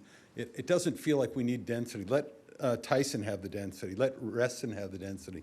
Let all of these other areas that seem to have an appetite for going tall have it. Why do we need to do that in a residential area like we have? If this project goes forward, it goes forward. But we're not tickled by it. What we are most concerned about is that the next time somebody comes along and wants a zoning change, let's say from light industrial on Mill Street to a multifamily residential, that we're going to see a real problem with that. And that's really what we're most concerned about, is that this is a slippery slope where every project becomes a blueprint for the next one to go and get rezoned, when we really think these things should be driven by a town vision and not by a contractor's ambitions.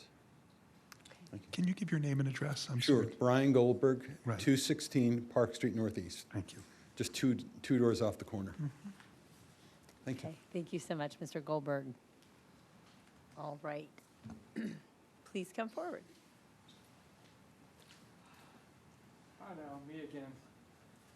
Dave Minyard, let's see, 6:31, 6:35 Tazewell. I keep on thinking Truman Circle, but it sort of carbon dates me.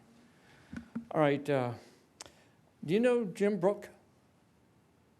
Yes. Do you know Hampton with County Transmission? Do you know Auto Body of Vienna? Do you know Brian that bought from BWT? So it's still a B, okay? Those are trusted places, okay? Do you know Dave Sheets? Do you know I used to work in the steel yard that used to be on that road? Yeah. So before we allow builders and developers to come in and do their thing and wine and dine people, that the way that goes, does the name Bill Hicks ring a bell? Oh, he's the division director for land services for Fairfax. He calls me Dave.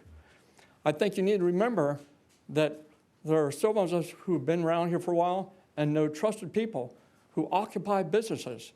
And when the town makes changes that disrupt that, like Vienna Lawnmower, who's now in Manassas, you're changing people's lives that, you know, are webbed in this town. You know, the only guy invited to the Pentagon after 9/11, the only guy in the country to do the homework ordered by Congress was me. Do you know I went from Southwest Vienna to Northwest Vienna? Do you know why I did that? To make it easier for her to get to work. Me, it didn't matter. So just remember, places that you will allow her to change, you really need to get a feel from the heart of people and get them involved and put the builders and developers off to the side in a mason jar because they really don't matter. It's the people who live here, operate here, and shop here. They're the ones that matter first. All right? Thanks. That was kind, right? Yeah. It was bold, but it was kind. Yeah. From an old guy. Right? And I think your dad would have said, Dave, you're a bad baseball player. But he was a kind coach. Thank you, Mr. Minyard. Okay, and is there anyone else this evening? Please come forward.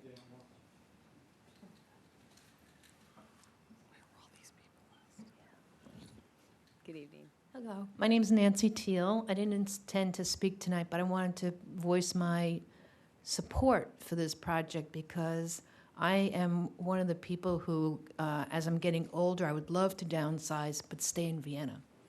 And so I see this as a possible future home, and I'm thrilled that you are proposing this. So thank you.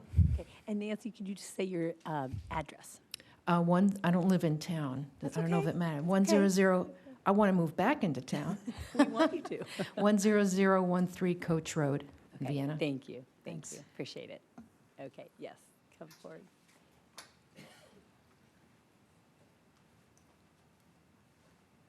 Hi, good evening. Mary Ellen Larkins at 317 Church Street. I just want to say that I feel for Mr. Cook.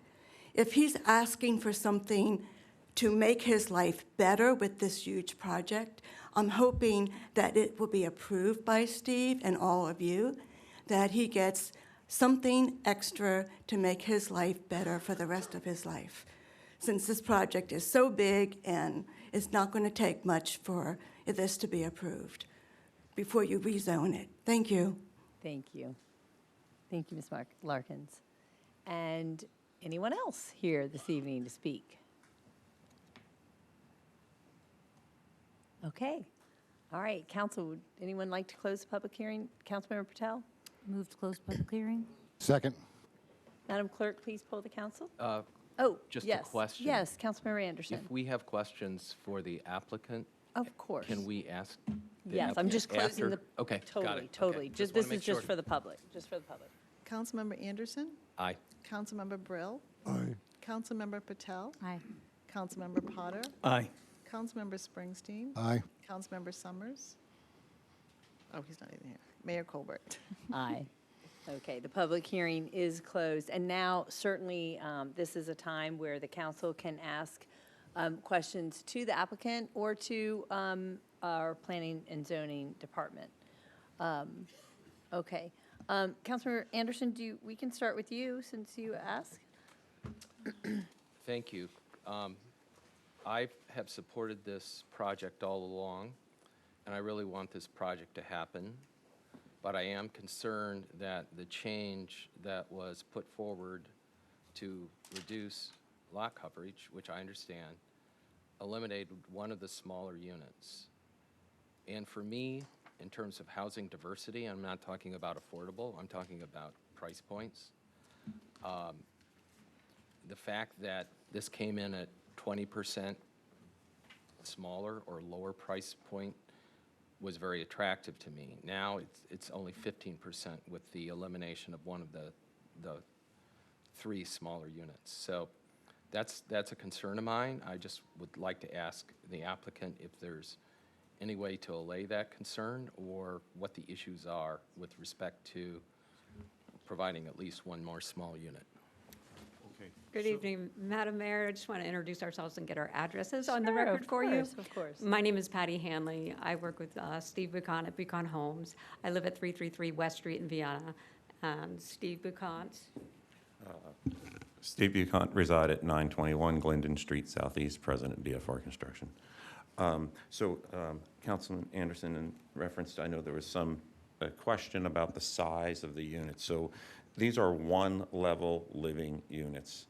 And so when I'm talking about the living area, I'm talking about the actual living area on the floor that you're going to be living. As it turns out, the smallest units in the project are still there because they are the first level of the smaller buildings. And those are 1,247 square feet net living. So we are retaining still the smallest units in the project. The largest units will be 1,779 square feet. There'll be 8 of those. And then we stair step about 200 square feet between the units. We have an average size still of only 1,574. And of the small units, the smallest units, we have 3. And then the next size up, it jumps up to 1,332. There's 2. And then the next size up from there is 1418. There's 2. And then we go to 1458, and there's 3. And then we have 8 at 1,632 square feet and 8 at 1,779. So we have preserved this idea of a variety of sizes of units. Let me just jump in here real quick, just to square what you're probably thinking is the smaller building we got rid of, but you're saying that the smallest units were there. And you got to remember that the smaller units that were in the pre-existing plan did not have basements, did not have elevators. So that space was all unit versus the tandem units, the smaller units, have those extra egresses for the stairwells, the elevator shafts, and those type of features that go through the unit that aren't part of the unit, they're part of the upstairs unit. So that lower middle level is actually a smaller unit on the bigger building because it didn't have those spaces. And in our original concept, so basically buildings 1 through 11 are more or less the exact same footprint that we proposed. The ones that have sort of changed are 12 and 13. And originally when we spoke, I was thinking that we would not put elevators in the smallest units because you'd have to walk up the hill to get to them. Right. But the way it is now, being both of those units front the drive aisle, we can put garages in them, which is going to, I can see that the clients that we're going to be selling to, regardless of the size of the unit, are going to want the option for the elevator. I suppose we could make the elevator an option in those in an effort to try to keep the price lower. But I have a feeling that if there's an ability to put the elevator in, people will probably want it. Just, Madam Mayor, one final Sure, question, of just course. so that I make sure I'm understanding. So now all of the 13 individual buildings proposed are basically 1/1 condominiums. Is that right? Correct, as were the original. All of them have been, but 2 of those units that we sort of changed or did away with were essentially did not have the garage on the bottom. So Right. it would have had a basement perhaps. You had that sort of awkward, the garage was in the It was going to be the other like a building, carport, so to speak, in the other underneath building. the one building. Now, those 3 have gone away and been replaced by these 2. So Okay. these are kind of more like a New Orleans shotgun kind of design. With if you look at the elevation, it has the porches on facing the green space. Okay. Okay, you're good on I'm that good. so far? Okay. Councilmember Patel, are you ready? Yep, go ahead. Okay, 2 questions and then just a comment. The brick wall, that Mr. Nash Mhm. is speaking of, can you guys somehow show me what that's referring to up there? Because I don't know what he's talking about in terms of the location and stuff like that. Point with it?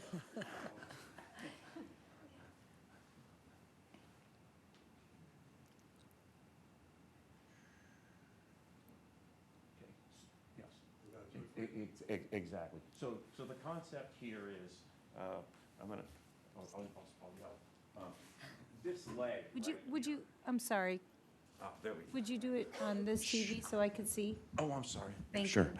So this leg right here is a little over 20 feet. And the side yard setback from Mr. Cook's property line to the side wall of the building is 15 feet. And so what I sort of agreed to do in concept was to, as we get into the finer details of the site plan, would be essentially to take building 1 and 2 and 3 and pull those as close together as possible.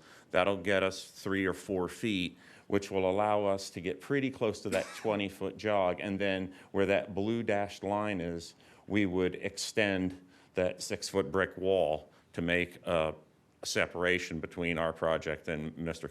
Cook's yard. The challenge here is that brown strip there is one of the driveways that serves his house, which sits on the Vienna Courts property. So hence, that's like 1 to 2% of our lot coverage, and we inherited this as part of the existing conditions. But the idea would be to make it so that from his side, that it almost feels like he owns and can use all the space up to the side of that building.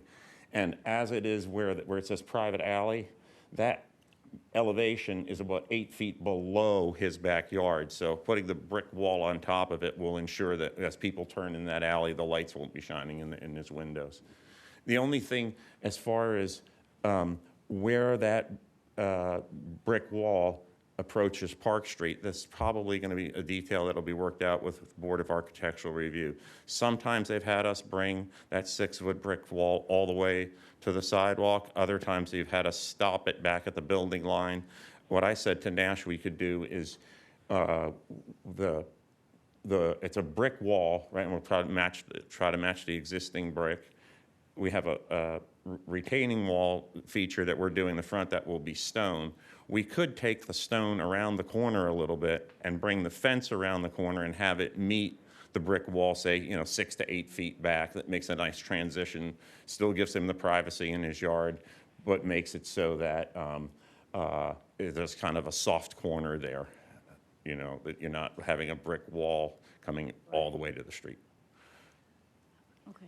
I think you can see that if you pull up, if we could pull up the Vienna Court rendering, we might be able to see That's fine. how that would be, how that would I look. mean, I kind of appreciate, I'm getting a visual. Basically, it's brick wall between his property and building number 1, essentially. Correct, Okay. and because of the awkwardness of the driveway easement, it would actually just make it appear like it's part of his property Okay. from the street and from what the public sees. So I think that's the most important thing. I think we have no problem formalizing that with Mr. Yeah. Cook. I think it's a win-win, because creating the privacy between our lot and their lot is going to be attractive to the people that want to live in the Vienna Courts property. And perhaps we didn't discuss what I was going to say. One thing we could probably even do is revisit the language of whatever the easement is, because we want to create a situation that, in other words, I'm going to develop this and then I'll be gone, and then he'll be having a relationship with the homeowners association. So we would want to make it so that if that's written as just an ingress-egress easement, and then he wants to play volleyball there or something, then somebody will say, well, that's not an ingress-egress activity. I could see this becoming a problem, so we should probably put in language that clearly allows whatever that easement is, that whatever he would want to do in his backyard, that he can do it without getting into a discussion later down the road with the homeowners association. Yeah. Okay. Great. Okay, yes, I please. just want to add that before any sort of wall is permitted, we will review it for zoning compliance. No modifications have been requested for height or location of a wall, and our code does have some strict requirements for that. So we would look at that before it went to BAR for the appearance to make sure it was in compliance with the zoning code. Okay, thank you, thank you. That's perfect. Go ahead, Councilmember Patel.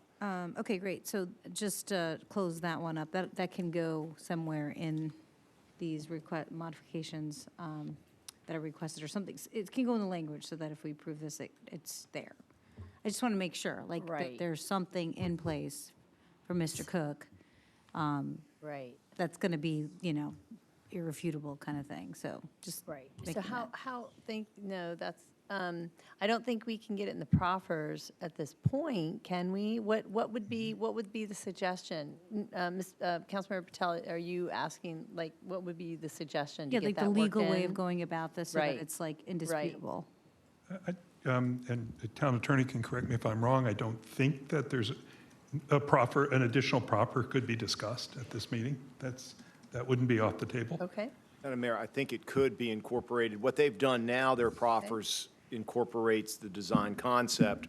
If they want to include the extension of, I'll call it the separation or privacy wall between the proposed RM2 development and the single-family residential, then I think you can incorporate that into the concept, and then it's part of the proffer. That's what I think that's the easiest way to do it. Yes, if Simply you, describe that we're going to try to maximize that to 18, whatever feet, and show the dashed line and say brick wall / Subject to zoning fence, code, yeah. subject to BAR approval. right, because you already have said in the proffer statement that the conceptual, that the site plan is part of the proffer. Okay. So. That's why I was saying, I think that's the That makes easiest way to sense. do it. If you include that as part of the conceptual plan to maintain and extend the privacy wall, separation wall, whatever we're going to call it, the masonry wall, and including the extension as reference, and I think it would cover that if that's included in the concept plan. Yeah, that makes sense. We could easily provide that updated sheet, however you guys want to push that through. I think that's an easy one. One last question, Sure. comment, question/comment. I don't know if you guys recall the first time you came in front of us with this project, and I had a concern about the distance between the units. I don't know if you remember that. At the time, I believe the distance between the units was it 10 or 15 feet? Code minimum, it was 6 feet, and most of these are at least, the distance between 12 and 13 is 6. All the others range from 10 to 13 and up to 27 and so forth. So buildings, I'm just trying to bring up my picture here. So buildings 4, 5, 6, 7, and 8. Looks to me like between those buildings, you have maybe 10 feet? I don't know. That's the question. 12. There's 12 between each of those buildings, okay. And then same with 9, 10, and 11? The purpose was to, 10 between 8,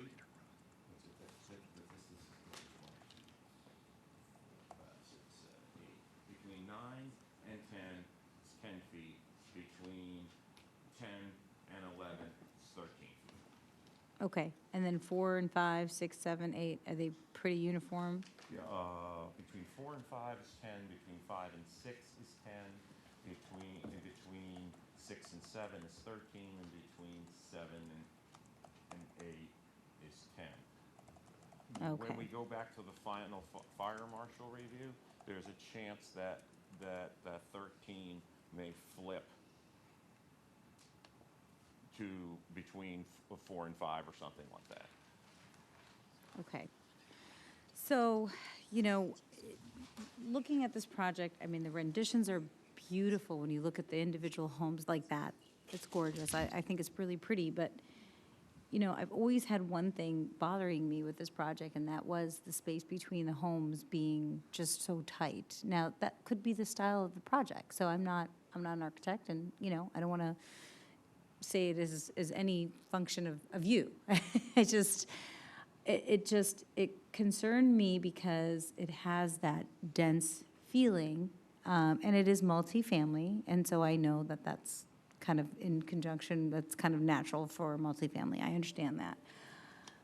But we're asking for zoning modification, and so part of me, half of me is torn. I like the idea of providing alternative housing for people to be able to stay in place, people who retire, young people who can walk into town from here, who don't necessarily need a car and whatnot. So that's one half of my brain.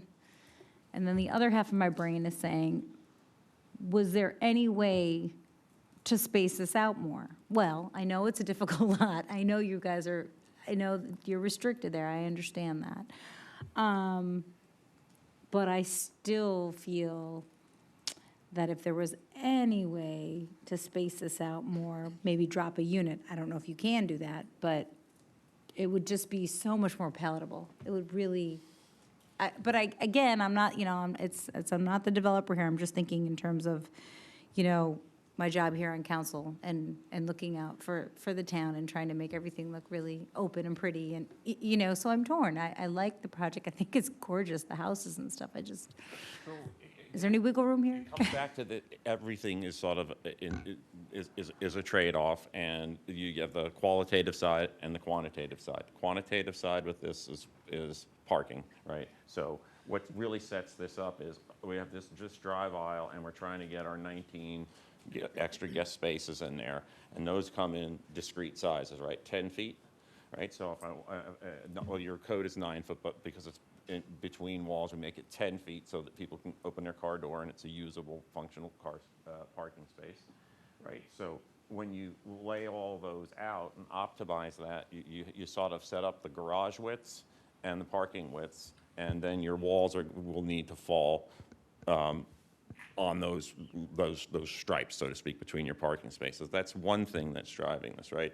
The other thing is that we're keeping this 2 stories above grade, not 3, and we're not doing any attached houses, right? So we're trying to make these, each building is its own smaller mass, right? Because one way to get more space between these would be to sort of make them the duplex model, where you stick 2 of them together, and then you would have more space to put maybe 2 parking spaces, and you'd get more space between buildings. Again, that's a quantitative thing, but the qualitative side of this is that I'm trying to make these things on the size of residential buildings. And we also have to obviously make the numbers work. We're doing undergrounding the utilities, doing the high-quality architecture, all the green, the solar roofs, and the geothermal, trying to make a commitment to doing. That's a big thing, and if you notice, nobody around here does that because it's just crazy expensive. But I really think that it's sort of like, for some of the things we're considering, if we're serious about climate change, some of these other things are arranging deck chairs on the Titanic. That's a big thing, and it would be easy to forego that, and you know, because. But I really, really kind of remain committed to doing the high quality things, and we need to make we need to make it work, you know. Just one more thing to add to that is the garage widths, the double car garage. There are many builders out there that the standard garage is 18'6", and we are doing the 20-foot because we believe that that's what people want, and you end up with, I think Councilmember Anderson has noticed some of his neighbors that they can't fit a full-size truck in their garage, and to not squeeze it, that's another reason. Yeah, I'll finish by stating that it's nice that you put the 2-car garages in each unit, and you know, from my perspective, I would almost rather see spaced out units than the guest parking. I mean, that's just my opinion. If it's walkable into town and everybody's got their own garage. But again, not everybody here would agree with that. So I'll just stop there. Thanks. Okay, thank you, Councilmember Patel. Councilmember Springsteen. Okay, thank you. Yeah, I think you have an excellent reputation as a builder in town, and I like the project. But I do still have some concerns, one of which, similar to what Councilman Anderson is, I like to see some housing diversity. I know price is expensive, so I was not happy to see when we went from, we got units 12, 13, 14, we went to 12 and 13. And so I'm not real happy about that. The other question I want to know, and I was a little confused, I got an email back through Planning Zoning through Mrs. Hanley about square footage, and I'm just reading saying 4 units are approximately 1,400 square feet, 6 units are 1,800, and 16 units are 2,200. Have those numbers changed?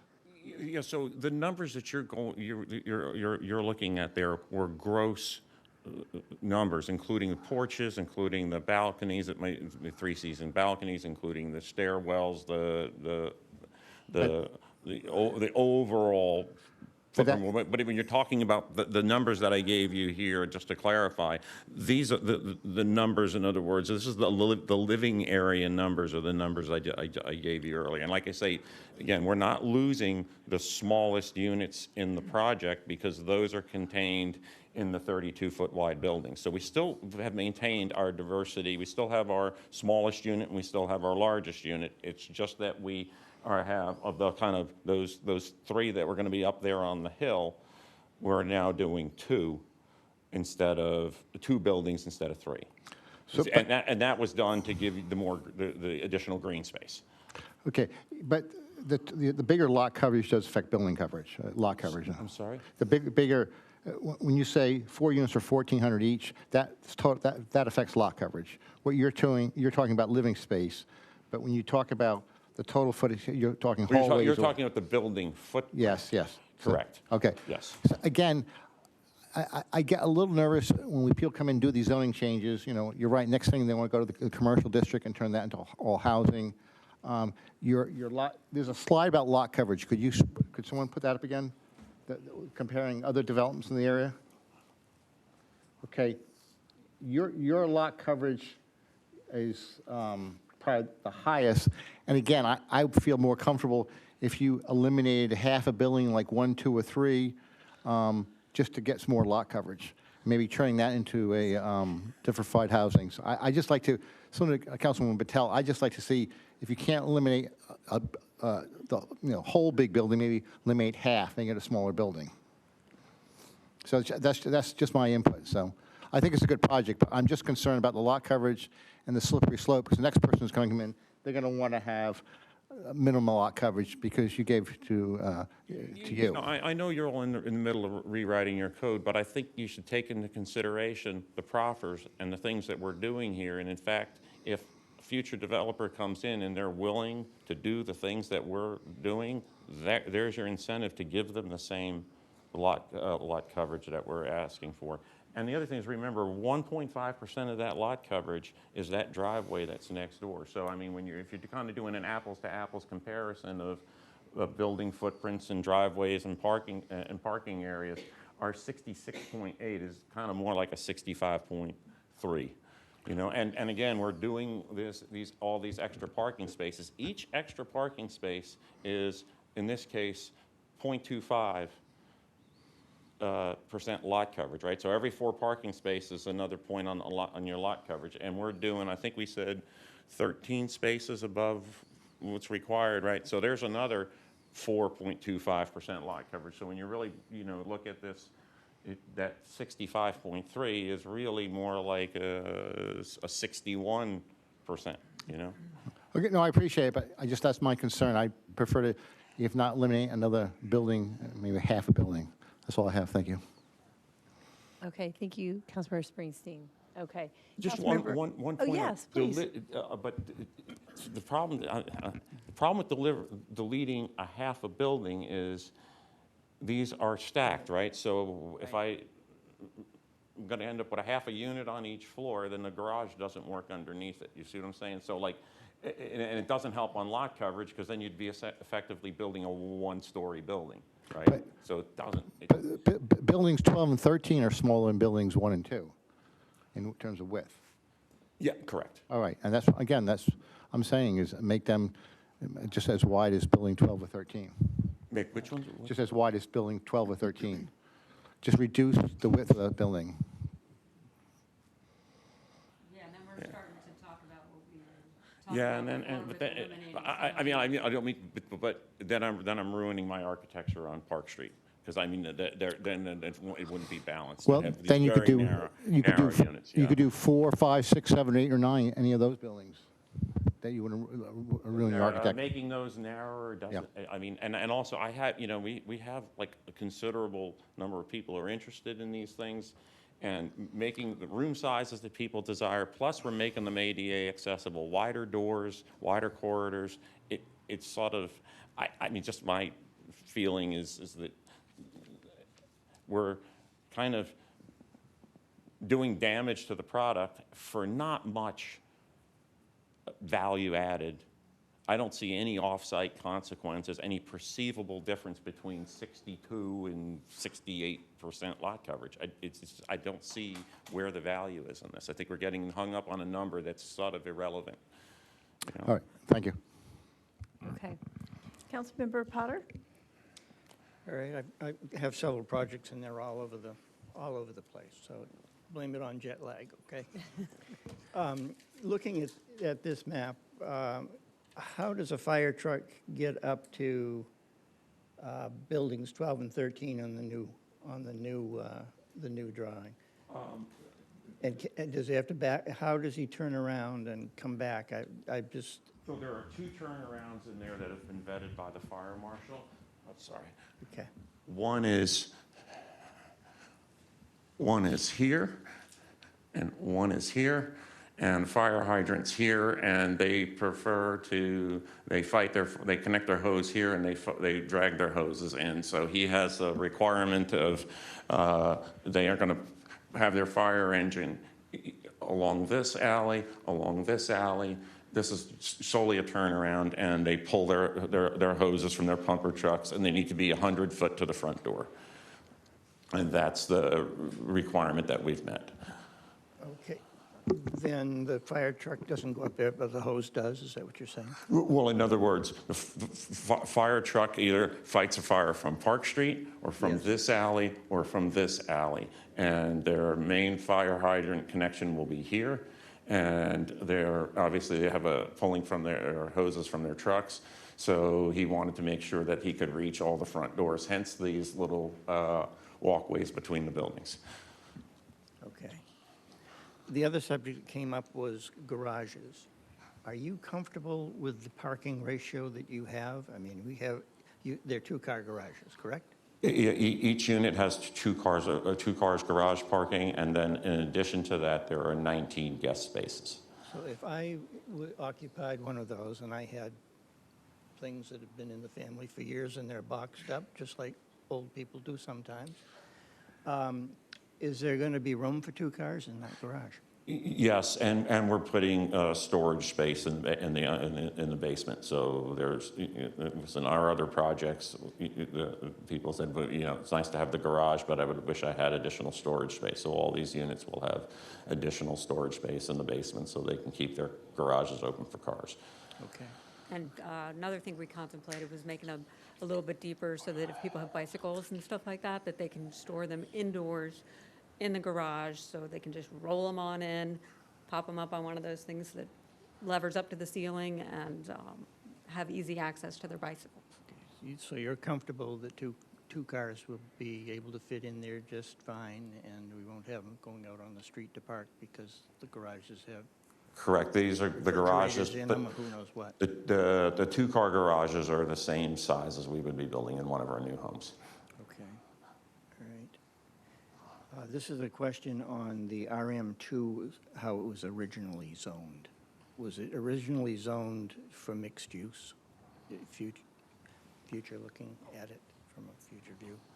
I thought I had read that somewhere, that that it was originally zoned for The comp mixed use. plan.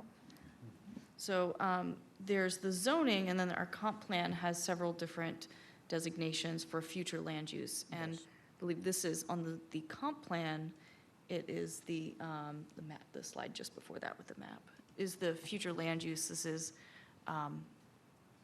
mixed use. Yes. And then our zoning for this was transitional, which allowed predominantly, if not all, commercial use. So this is a change in zoning to allow the residential. Right, so specifically, the zoning is not a mixed-use zoning currently, No, I understand. and RM2 is not a mixed-use zone by itself. So it's a change from what is permitted in transitional over to what would be permitted with RM2. But the comprehensive plan that was adopted in 2016 would support the uses in the new zone. Okay. Trying to follow that.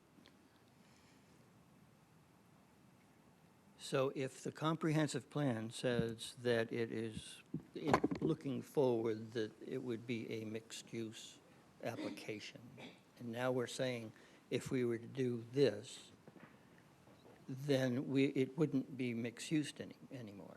Is that correct? The language of the comprehensive plan, so here, this is from this presentation document. Oops, what did I do? I think I just did something bad. There's the magic undo, fixes everything. Okay. So this is a quote, the first bullet point. There are several alternatives that could provide housing for households with a variety of income levels. They include focusing on multifamily housing in the Maple Area Commercial Zoning District, using transitional area for townhouses, multifamily houses, and village housing. So this is one of the transitional areas. So it doesn't say it should be mixed use, but it provides a variety of potential directions that it could go. Okay. Madam Mayor, I'm sorry. Yes, Town Attorney. We were talking about this earlier today and in the past. When the use of the transitional is used in the comprehensive plan in this regard, we're not talking about the transitional zone. We're talking about transitional, think of it lowercase t, transitional areas in between traditional commercial areas and our single-family detached. And that's the second bullet point. So in the 2015 edits of the comp plan, there was a lot of time spent on not the specifics, but in these lowercase transitional zones. They may have been zoned something else other than uppercase transitional, which is an actual zoning definition. Talk about these transitional areas that other uses might fit. And that would include RM2. It would include townhouses, moderate density multifamily buildings. So that is where staff is saying it's not inconsistent with our comp plan. Right. And no zoning change was made after that comprehensive plan was adopted. That's what we're doing through the code create process. Understand. So we still have a little bit of a disjuncture between what the comprehensive plan said would be available and what the current zoning is. Okay. Right. All right. Now, we were given a summary sheet on lot coverage for various different projects. And in going through it, I think there are close to 13 in there. But what is interesting is if you look at the lot coverage, in the last 55 years, there have been only 4 occurrences of being in the 60 percentile. And 2 of those 4 were in the last 2 years. And the reason I say that, and it came up as slippery slope, and it frightens me because I always keep going back to what happened with Mac and the mistakes that came in there and spreading things out a little bit too much on each lot. This was originally a 70%, And the changes that have been made are really, they're good, they look good, but we're still at 66.8. And if we look at the last two that were approved, council pretty much tied developers' arms and said, you will be at 60%. And now all of a sudden, we are contemplating 66.8 as though it's insignificant. When I heard Mr. Goldberg and Mr. Minyard talking, it struck me that that is what is going on. We are changing the norm. The new norm moving forward won't be 60. It won't be 25. It will be whatever is approved for you. And if someone comes in and wants that, and we are uncomfortable about it because we know the slippery slope is there, and we're just going to end up with a major problem as time goes on, and things that we had not thought about, then that bothers me. It bothers me. I'm wondering what you could do at 60%. We had Dennis Rice, we had John Sekas. In their projects, it was basically, no, you're not going to get over 60. And yet, again, we're talking about it as though it's nothing to go to 60 to 66 or to 70. So how should we mull that around and feel good about it? In the case of you said 60%, I guess when you're saying the reason that you are talking about the townhouses on Park Street? Well, we have a listing here of different projects. Right. One was in 1967. In consideration for the lot coverage, we're limiting this to 2 stories instead of 3, right? And so that has nothing to do with it. But I mean, if you're going to build, in other words, if one way of achieving the lot coverage, making the lot coverage lower is do 3-story buildings and stack another unit on top of the others. Not that I would want to do it, but that's one way of that's getting closer to a townhouse as opposed to something that's a single family.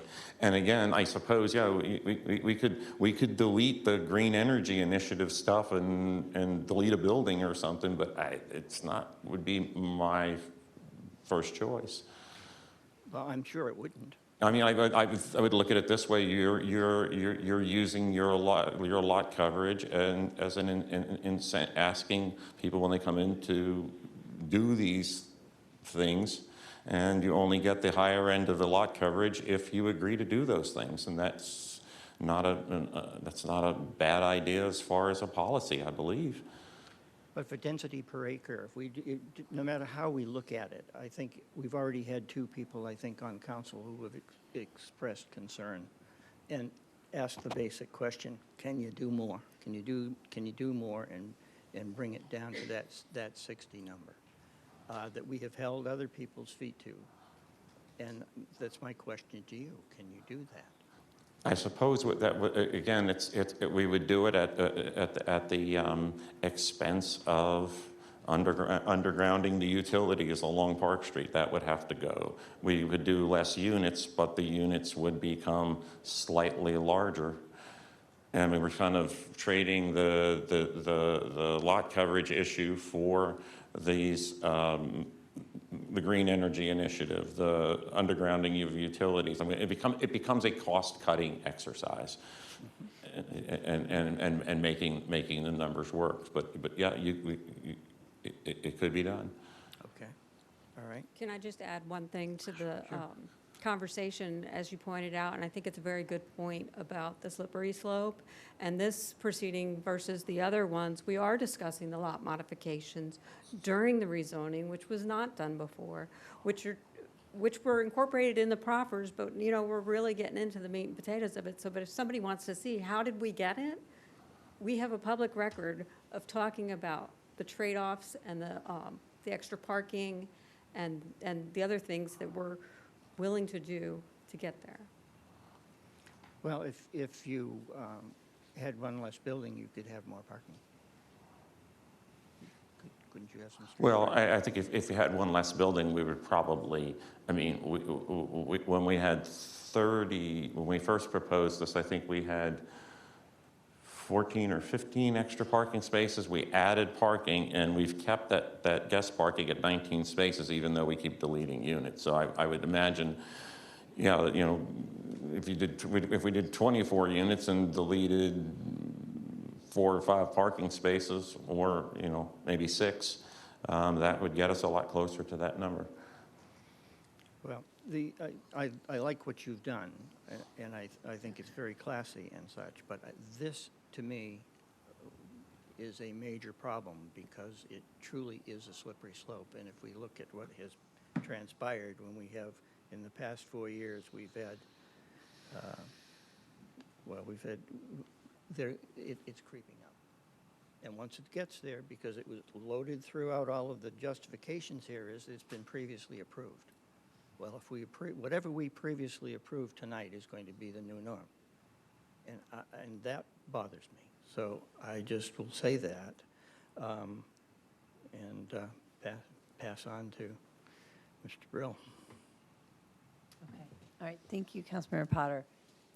Councilmember Brill, do you have comments, questions?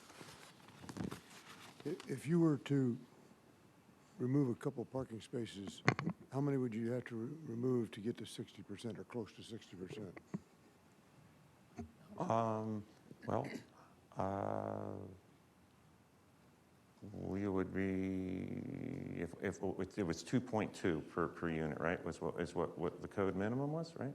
Yes. Right, so we would be getting rid of 13 would reduce the lot coverage by 4.5%. And if we did that, we would actually be, the drive aisle would actually get a little bit shorter because we would be bringing the units closer to Park Street, would pick you up, I believe, another percent or so. So that would be, you know, what is it, 5%, so it would be at 61.8, and bear in mind that, well, like I say, 1.5% of this lot coverage is Nash Cook's driveway, so that gets you right close to your 60%. And the 13 parking spaces you're talking about, these are for visitors? Correct. In other words, do six guest spaces instead of 19. Okay. Excuse me, is it 13 instead of 19 or 6 instead of 19? It's 6 instead. Well, if you're talking 26 units, that's 2.6. Right. So yeah. So you're you're getting rid of 12 or 13 of the 19 guest parking spaces to still have your 2.2 per unit. Now, obviously, if you go to 24, then it drops a little bit lower. Okay. Thank you. Right. And would you mind just taking a moment and going through the 13 units, again, the size, the living area size? Okay, so the smallest unit, of which we have 3, is 1247. This is living area. This is living area, yes. Okay. Right. The next one up is 1332. There's 2 of those. And the next one up is 1418. There's 2 of those. The next one up is 1468. There's 3 of those. The next one up is 1632. There's 8 of those. And the next one up is 1779. That's the biggest one. There's 8 of those. Now, when you went from 28 to 26, which units were dropped out? In other words, living area units. Those were different styles. Yeah, those were different styles, and I'm developing these floor plans after we deleted those units, so those were just shown as a box. They were 27 by 38, but I'm guessing we hadn't developed these floor plans to the level that we have now, to where we could actually speak to square footage. Well, I agree with some of the comments that we've heard. You do good work, but it's a slippery slope as we go past 60%. And once we say it's all right, then you know exactly what happens. Is the guest parking the only way to get toward 60%? Is there any other way?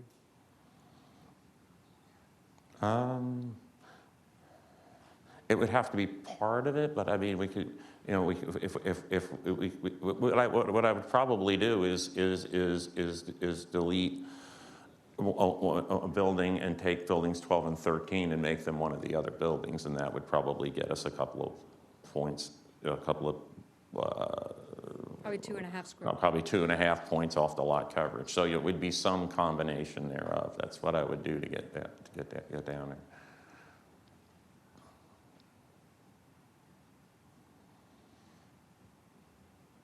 Thank you. Okay, so everyone has had a chance to speak. There's so many great things, I think, about this project. I really, of course, I love the architecture. I love that you have brought the architecture from Church Street around. And I think who better than you to do that, since you had such a big part of the Church Street vision, and you've built some beautiful buildings on Church. So I think all that is good. It sounds like, I think it's a good project for the town. You know, certainly we've been talking a lot about the parking spaces. Did you say, I thought they were 0.25% each? About 0.25%. About 0.25%, Right. right. So, yeah, that would help, of course, bring lot coverage down if that is what council is interested in, or your last mention of removing, I guess, a building. Is that correct? Probably, yeah. But then, okay. So, you know, at this point, we've closed the public hearing.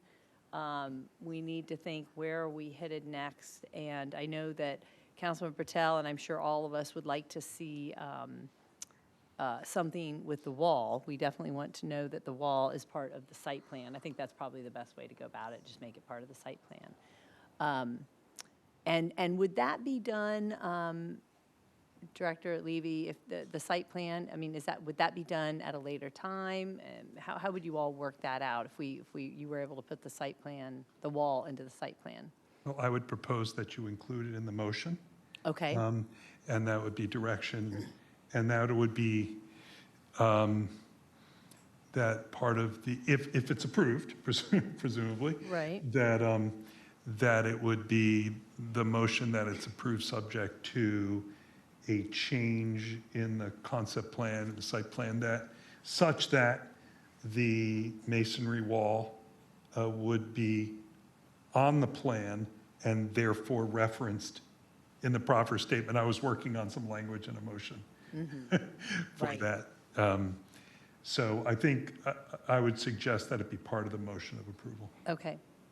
Madam Mayor, while yes. we're on the Town Attorney. topic of the masonry wall, I think for the benefit of the adjoining property owners and the council, there's currently an existing screening wall that was required to be built when this was developed and is required under 18-172.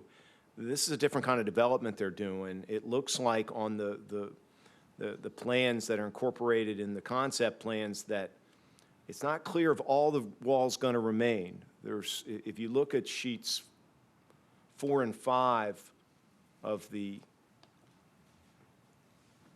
concept plan, the rezoning plan, behind units 6, 7, and 8, if we can bring that up, please. This page is, you can just go to page 4. There you go. If you can zoom in so you see buildings 6, 7, and 8. It is intended that it stays. All of the brick wall that's there stays. That's important, I think, because it's a separation of this kind of dense use from single lot, and that's kind of implied in our code that that's going to be necessary. And it's not a green redevelopment. It's not a greenfield redevelopment. So I think that we ought to be very careful that is, because it says portions to remain, and I understand it may also need to be a retaining wall, which is shown on there, proposed retaining wall, but when it says portions to remain on the brick wall, I don't know that that brings a lot of comfort to the adjoining property owners. You can just simply say a brick wall to remain.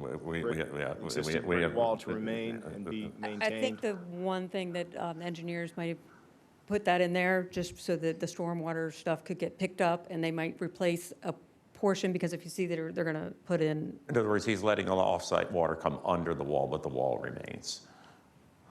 Well, I think we need to be clear on that. We'll just say that the brick wall to In fairness remain. to the town council and the neighbors, we've got a concept plan, and that's a pretty important feature, I think. It's more important than some of the interior features, because it's a screening wall intentionally, it's masonry intentionally under 18172.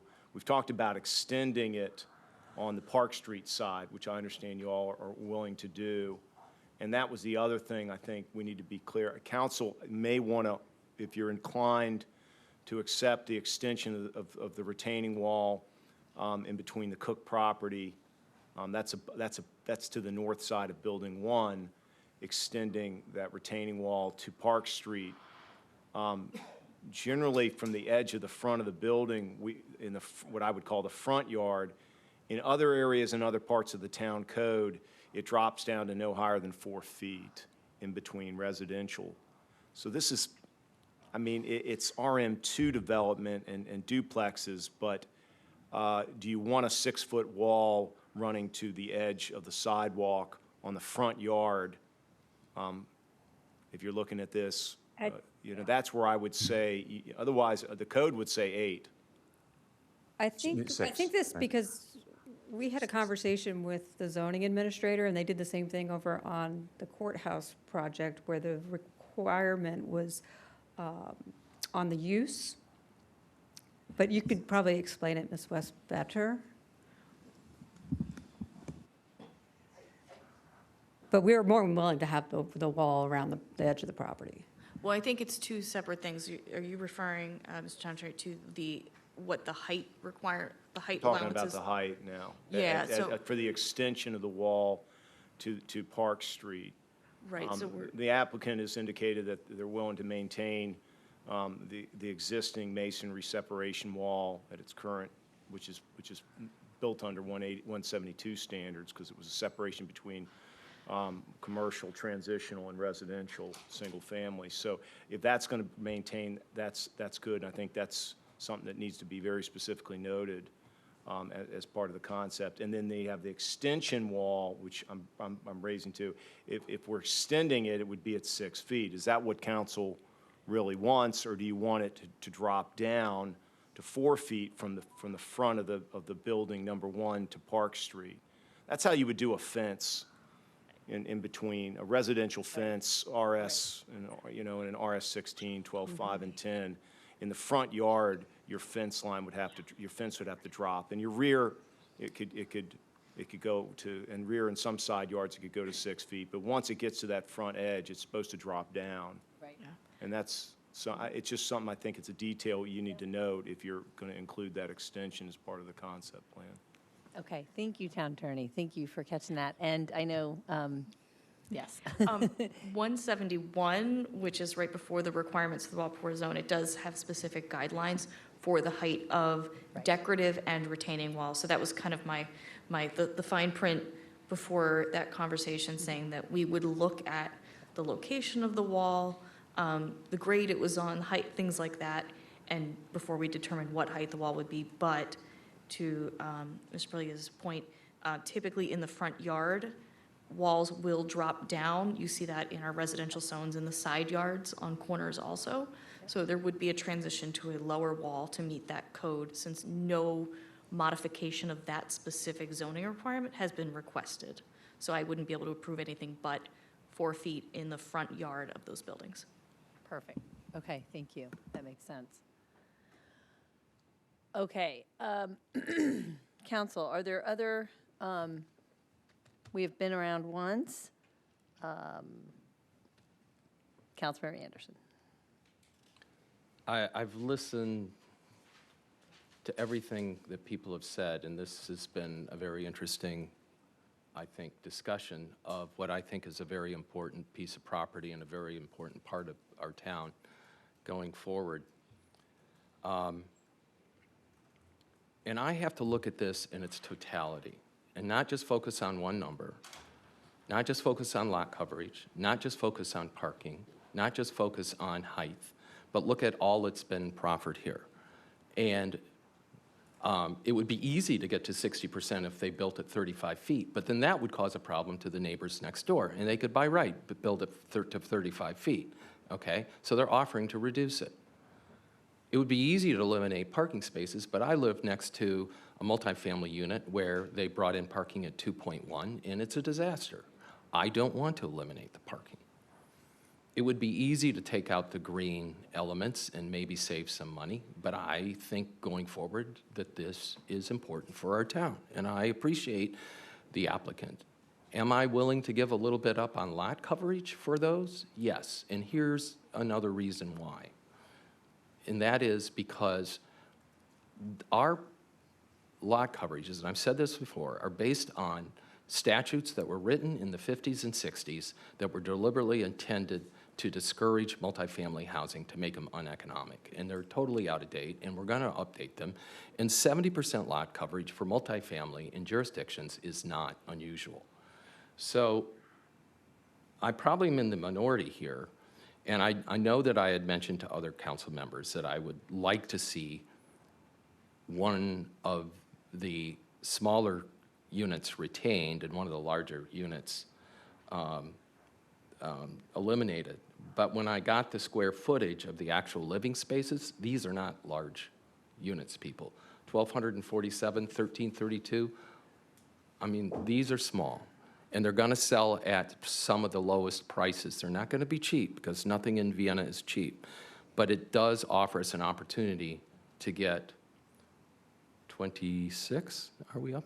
Yeah, 26 affordable, relatively, don't want to use that word, 26 lower price point condominiums with elevators, with significant parking. And given the location and the alternatives, if this isn't rezoned and turned into transitional or multifamily, it'll be redeveloped as commercial.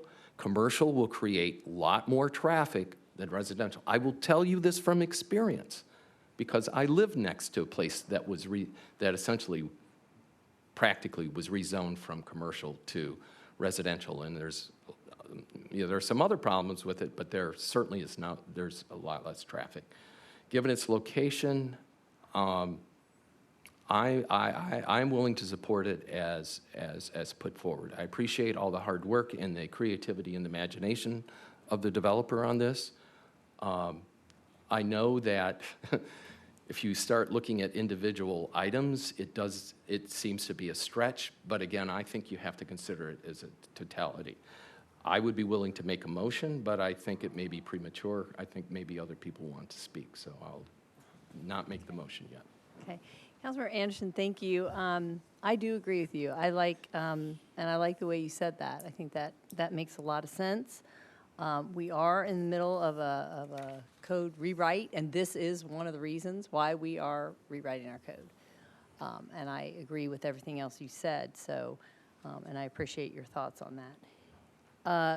Other council members, Councilmember Patel, do you have any further comments? I will just say that I've listened to everybody's comments. My general sense of this project is that I think everybody would like to see it happen.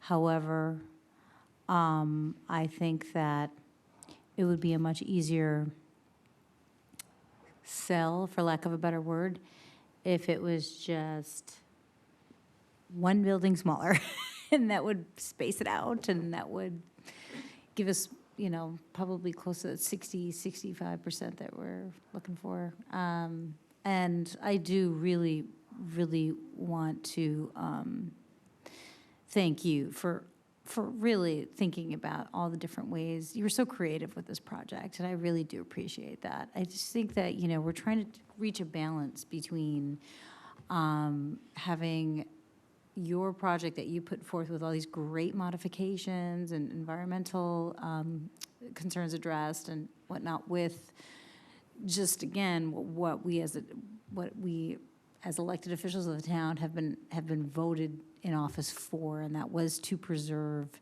some of our town of Vienna feel. And, there's a lot of us that just don't, there's a lot of us that do feel like progress is essential, but don't necessarily want to see it taken to the next level.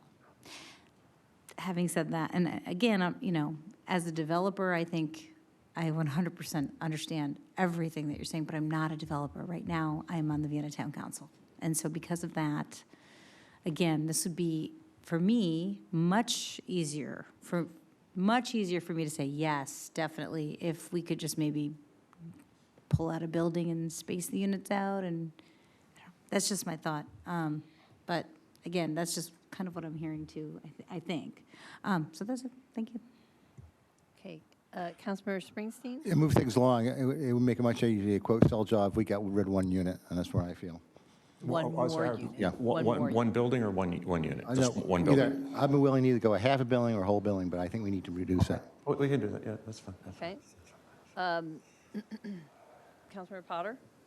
Well, I like everything about it except the point that I brought up before, and that is I think it's unfair and to go at 60 now go above it when we have very recently told others they can't. And then the concern about the slippery slope. But other than that, I think it's great. It does fill a need. I understand that fully. It's just that point that is a very, very, very important point. And many of us wouldn't be sitting here today if we didn't take that position when it came with MAC. So I think that if you can keep it at 60, I'm 100% for it.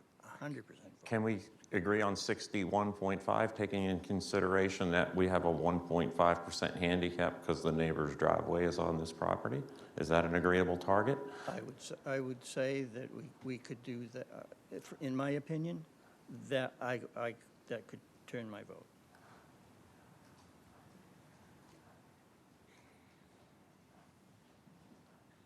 Okay, Councilmember Brill? I could accept that. Okay. Any other councilmember comments? Okay, and Mr. Bucant, would you like to, is there anything more you would like to say? The only, I'd say, we could consider doing that. Go to 24 units. We'll shoot for 61.5% lot coverage. The only thing I'd say is that the green energy thing would be a goal. We couldn't commit to doing it. We would certainly make every attempt to do it. So we'd have to, especially, unfortunately, you all are aware of what's gone on in the last year, and the cost of construction since we started discussing this project is up by double digits, and it doesn't look like it's going down. We're getting letters already that things are going up 15% at the beginning of the year. So, we do have to put on the accountant hat as well as the designer. Right. Okay. Any comments from council after hearing that? Councilman Anderson, did you want to say something else? Did you have your hand up? And it sounds like there may be a potential consensus here. My question is procedurally, how do we go about it? Right. So it could be, a modification. We've closed the public Right. hearing. Should we Yes, defer the have. vote? I'm just wondering if maybe we could just take a quick break. That's a great idea. And just kind of, maybe I could get with the town attorney. We could, Okay. we could Okay, come up with yes. some language. 5-minute recess. Thank you. Thank you. I need water. Are you willing to do 20? Are you willing to do 24? Yes.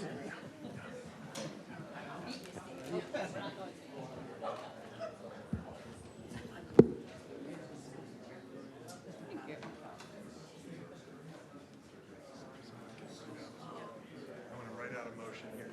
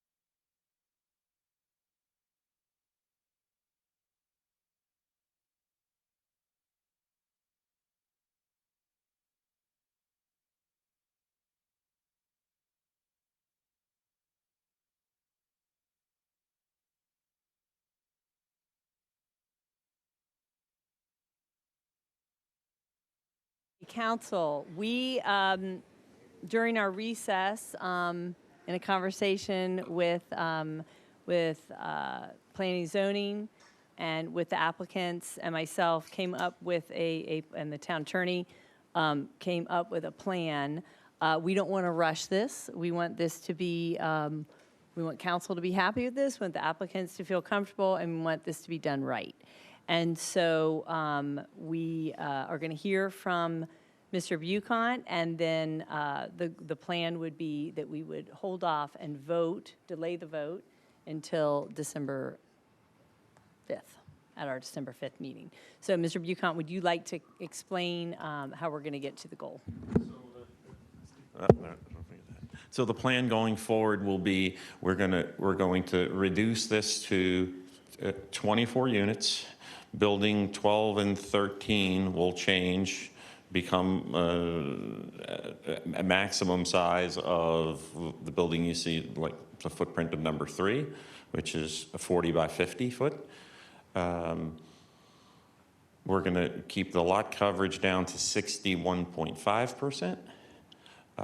We're going to take the green energy things, we'll make them a goal but not a proffer. And we will we'll revisit the guest parking. We went up to 19 spaces when we had 30 units. Now we're down to 24. So we'll look at, still keeping ample guest parking, but make it proportional to gain, open more green space. And we'll keep the undergrounding of the utilities along Park Street. Okay. Thank you, Mr. Bucont. I think that sounds like a good plan. Council, do you have questions? Councilmember Springsteen. What building are you going to eliminate? Buildings 12 and 13 will go away and will be replaced with a single building that's smaller than those two combined. Mr. Buchan, can you explain so that people understand which buildings have the smaller units right now? So the smallest units in the project are contained on the first floors of buildings 1, 2, and 10. The smallest units remain. We're not changing those. It's the intermediate size ones that will be two intermediate size or 4 intermediate size buildings will go away and be replaced by one of the larger units and one of the mid-size units. Madam Mayor, might I Yes. say? So I think we've learned a lot today. Councilmember Springsteen and I have been talking about the project quite a bit, and I have learned today that the smaller units are in these other buildings. So even though it looks like 12 and 13 are the narrowest buildings, Mr. Bucant is saying that's not where the smallest units are. But that the smallest units are on the ground floor of what look to be bigger buildings. And correct me if I'm wrong, partially that's because those bigger buildings have stairwells and other things that actually reduces the living space in the smaller units on the ground floor. Okay, so you're eliminating either Unit 12 or Unit 13, is that right? Building 12 and 13 are going away. Yeah. And they're going to be replaced with just one building, which will be similar to like Building 3. But Building 3 is the same size. No. No, it's not. It's just kind of a, No. It's considerably smaller. And in any event, we may come up with another with that. The building that replaces those may be a different animal entirely. Like you said, your concept of half the size of the building. That's what that would maybe something along those lines to make the lot coverage work. Yeah, I'd like to see the plans before I vote next week. Yeah. and also, Mr. Buchan, I would like, I think you just forgot this, the wall. Yes, We want to add that we'll also, add that to of the course. conceptual site plan. Okay, thank you. Councilmember Patel. Yeah, I'm sorry. That doesn't do anything for my concern. It does 0 for the spaces between 4 through 8 and 9 through 11. You're just taking these 2 skinny buildings and combining them into one big building. But the units 4, 5, 6, 7, and 8 are still 10 feet apart from each other to 13 feet apart. I'm sorry, I don't know a way of, that is something we'll have to live with. I don't physically know a way of how to make that work, meet all of the requirements, the fire requirements, the parking requirements, and so on. There's just, So if you kept- we've exhausted sort of all Sure. I just want to ask, avenues. though, if you kept 12 and 13, and say you removed like 8 and spread out 4 through 7, you wouldn't, that's still removing a unit. It's not going to help on the lot coverage. Because I'm still keeping my drive aisle long. And I don't think that's going to get us there. By increasing the space between the buildings, you wouldn't be effectively decreasing the lot coverage? I'm sorry, I don't get that. You're removing 8. I'd really have to look at it, but I'm not inclined to want to change. I mean, after putting a lot of thought into this design, I think we have the right size between the units to achieve our goal, to get air and light in between these buildings. I don't see value in putting additional space, between the buildings. Okay, Because what will happen is I still like the opportunity of having those parking spaces there, because what we want to do is to sort of we want to keep that 10-foot between the buildings where we can for those parking spaces, and it works very well with the storm drainage design that we have, and putting the potential place for the water retention boxes. It's sort of all it's kind of at the heart of making this work. Okay. Just note, though, that that's not what my intention was. So, you know, I don't want to do a bait and switch on you. I'm being consistent here. I've said from day one, the buildings are too close together. I said it again tonight. You know, you made a concession of removing a building. I was under the impression you were going to remove one of the buildings along the side, the private alley, so that it would space it out more. That's not being accomplished by combining 12 and 13 and calling them one unit. So I just want that very clear for the record. Thank you. Okay. Madam Mayor, Councilmember Anderson? for the sake of moving along, one thing we might want to think about is just a quick poll. Like, who supports this Right. revised proposal? Right. Let me just allow Councilmember Potter and Brill if they have any questions, and then I agree we will do that. Okay, Councilmember Potter? No, I don't have any further questions, and thank you for hearing what was being said. Okay, thank you. And Councilmember Brill? I have no questions. Appreciate your effort. Okay, I think we have a majority that is willing to continue. Councilmember Springsteen, are you happy with this plan? I know you want to see it, of course, we all do. I like to see it, but again, Right. Councilman Mattel, I thought we have a building eliminated, so I'm still not sold on it. So, Okay, I think we do have a majority of people that want to see this move along with these changes. It reduced the lot coverage, as was discussed. And, you know, we understand about the, well, at least I understand about the energy. That will be a goal, not a proffer.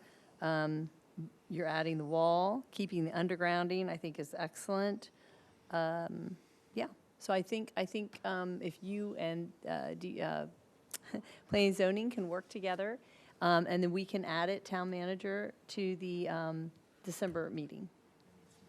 And town clerk, sorry, if we can add it to that meeting. And there does need to be a motion. I know we're not there yet. Okay. Madam Mayor, could I ask a Yes. question? Will there be enough time for you guys to turn around sort of the drawing that we need to show? I believe so, yeah. Okay. So like in the next couple of weeks, so we can get it in the system. We have our deadlines. Can So- you just send us an email of what those deadlines are? and we'll make Absolutely. sure we meet them? Absolutely. Yep. Okay, great. So I do need someone to make a motion that we are going to postpone this item until December 5th.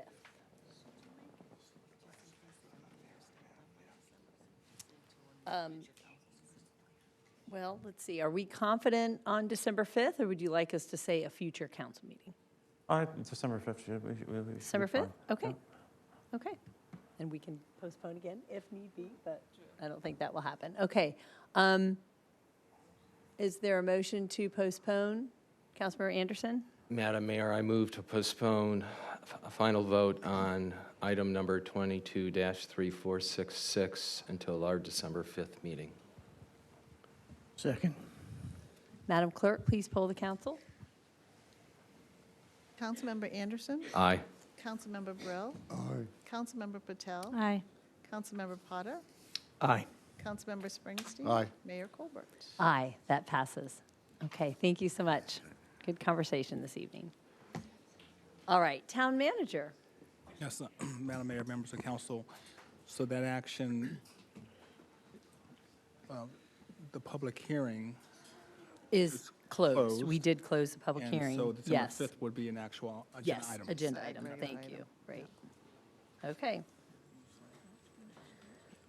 All righty. We are on to regular business. Item A, consideration to initiate final design of Robinson Trust sidewalk projects with Urban LTD.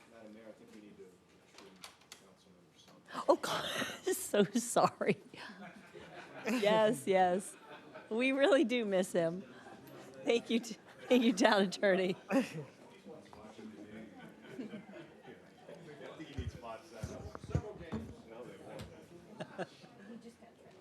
Them over there watching sports games.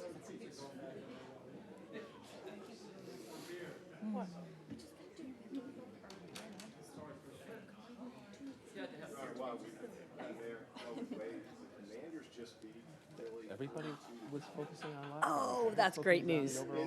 Great news. Great news. Great news. Okay. Things are turning around. Turning around. Okay. Councilmember Summers, good to have you back. Okay, we are on regular business.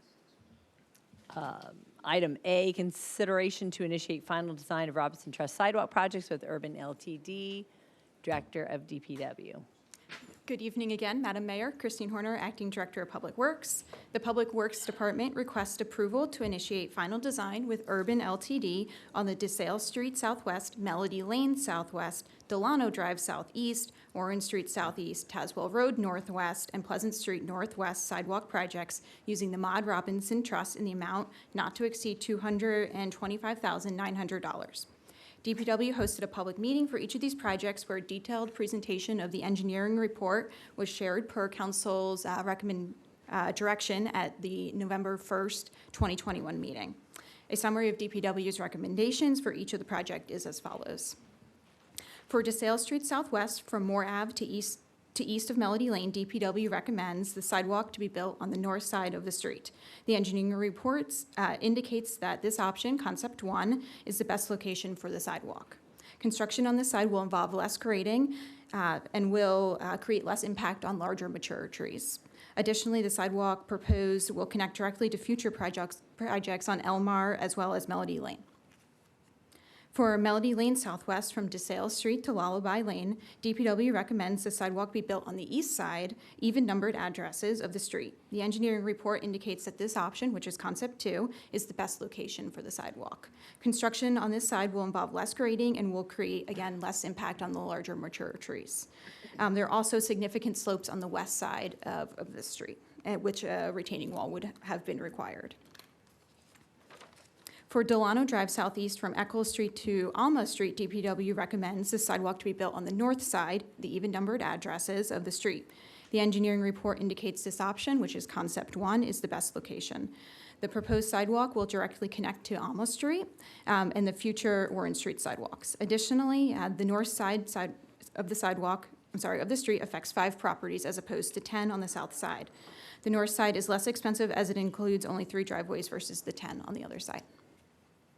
For Orange Street Southeast from Delano Drive to Fallen Lane, DPW recommends the sidewalk be built on the east side, the odd number addresses of the street. The engineering report recommends that this Concept 1 is the best location for the sidewalk. Construction on this side will involve less grading and again have fewer impacts on the larger mature trees. And lastly, for Tazewell Road Northwest from Lawyers Road to Holmes Drive, DPW recommends the sidewalk to be built on the west side, the even-numbered addresses of the street. The engineering report recommends that this option, Concept 2, is the best location. This side is flatter than the east side. Construction on this side will involve less grading and again, less impact on trees. Thank you very much for that report. All right. Do we have any questions for our director? Councilmember Springsteen? Thank you very much. For folks, I got bigger plans, so I didn't use a microscope to see it. And I must say, these are very professional, very well designed, very thought out. I'm just wondering, I know we're authorizing the construction documents go forward, but if you see places that you might have to put rubber sidewalks, what was the toolbox you were telling me about today? I was asking about that. If you Sure. kind of want to get the arborist out and say, maybe we could put a rubber sidewalk someplace, That's correct. We, following this meeting, if we proceed with these projects, one of the key things that we do is engage a professional arborist. And we use that arborist to look at individual trees to figure out which mitigation measures are the best for the right tree. One of those may be the rubber permeable sidewalks. Okay. And there was, I think on Tazewell, there was some comment that there was a tree at Lawyers and Homes. I think that tree's far back from the... That's one of the trees that the arborist will look at to help us mitigate any impacts. But we could, areas like that are candidates for rubber sidewalks, yeah. Yes, that's one of the things we consider. Okay. And you're going to build them just like all the ones, you're going to, where you have a tight street, you'll hug the curb? We will, yeah, so our final design will look at the appropriate places to either get around a tree where we bring it closer to the road versus the utility strip. So we'll look at grading tree impacts on a case-by-case basis to figure out the best location for the sidewalk. And I guess my only comment was on Melanie Lane. I gathered like no one wants it on Melanie Lane. Is that true, or? You know, we have gone away from the survey aspect Okay. of this, so the engineering report doesn't. Okay. We've heard feedback from I believe it was emailed to you all about a resident who has concerns with it. Okay. Yeah, no, I think, we're, you're doing very methodical. You go, and I know when you do it, if there's a problem with someone's apron, you fix it. If you're going to move their mailbox, you fix that. If you do a retaining wall, you fixed it. If you want Zozo grass, there's a special grass. Yes. They do that. So again, I think this is fine. Our comprehensive plan says we need sidewalks. We're doing it. Most people are very supportive. We're doing it in the right of way. There's a town right of way. I did ask you one question. One of the emails I saw, they were concerned about sprinklers if they're, and I didn't realize if you put a sprinkler in, and correct me if I'm wrong, you're supposed to get a permit to put a sprinkler in, and if you do it in the right of way, you have to get permission. Yes, so that is correct. You need a permit to put a sprinkler system in. And if you were to do it in the right-of-way, you would need an additional permit, which DPW would unlikely to grant because the sprinkler systems should not be within the right-of-way. They're unmarked when it comes to misutility. They provide a list of kind of issues that happen during construction. So the sprinkler system should be on the private property. Madam Mayor, that's all I have. Okay, thank you, Councilmember Springsteen. Anyone else have any comments or questions about these sidewalks, this item? Okay. Councilmember Patel? I am curious. When I first came on council, we were looking at sidewalks. DeSalle, Melody, and Orrin, I believe, were in front of us at the time. And at that time, we said no. How is it that, 2 years later, they're in front of us again? I believe we said no because nobody wanted the sidewalks in those communities. Nobody. I don't understand why Public Works made the decision to do the engineering studies, to put it in front of us again, do the engineering studies. I don't get it. I know that you guys are not going according to the surveys anymore, but I just can't help feeling that we're ramming down sidewalks on people's streets that don't want them, and I just cannot, in good conscience, vote for that. Thank you. Okay, would you like to respond, Director? So these projects were on the list of the projects from November 1st, where we switched to the engineering study approach recommended per town council. Right. And I do remember doing that. We started off with a different approach. I know this council has supported staff looking at the engineering. We are not engineers. We trust our staff. I know that we get the final vote, no doubt. But that is why I think those came back on. And also, we went to looking at a network, of course, of streets. And so it made sense to connect our streets. There's a lot of kids I know that walk to school in those areas, walk to parks. We've given different reasonings, of course, in our comp plan and in our pedestrian advisory plan. All of that says sidewalks on both sides of every street, people of all ages and abilities. We want everybody to be able to walk. I mean, if we had a magic wand and a gazillion dollars, I think we hopefully put them on both sides of every street. So, I understand what you're saying. I know some places, council members want them to be in one place more than another. But I think trusting that our Public Works has really done this engineering studies, looked at how can we connect, how can we make our town walkable is really important. So I think we made that decision to switch tactics, and I think it's working well. That's what I would say anyway to that concern. Anyone else have any thoughts or would like to make a motion? Councilmember Anderson? I'm not going to make the exact same speech that I usually make, but I'm going to make a variant of it, which is I see sidewalks as not belonging to the people whose street they are. They belong to the public. And I grew up in a small town that was much poorer and smaller than Vienna, and we had sidewalks on both sides of the streets for every single street. The decision that we should have sidewalks on most sides of the street was taken by our predecessors on this council many years ago when they required that land be basically, that easement be granted to the town.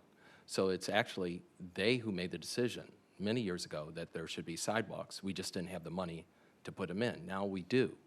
So what I see is just fulfilling basically a promise that our predecessors made many generations before.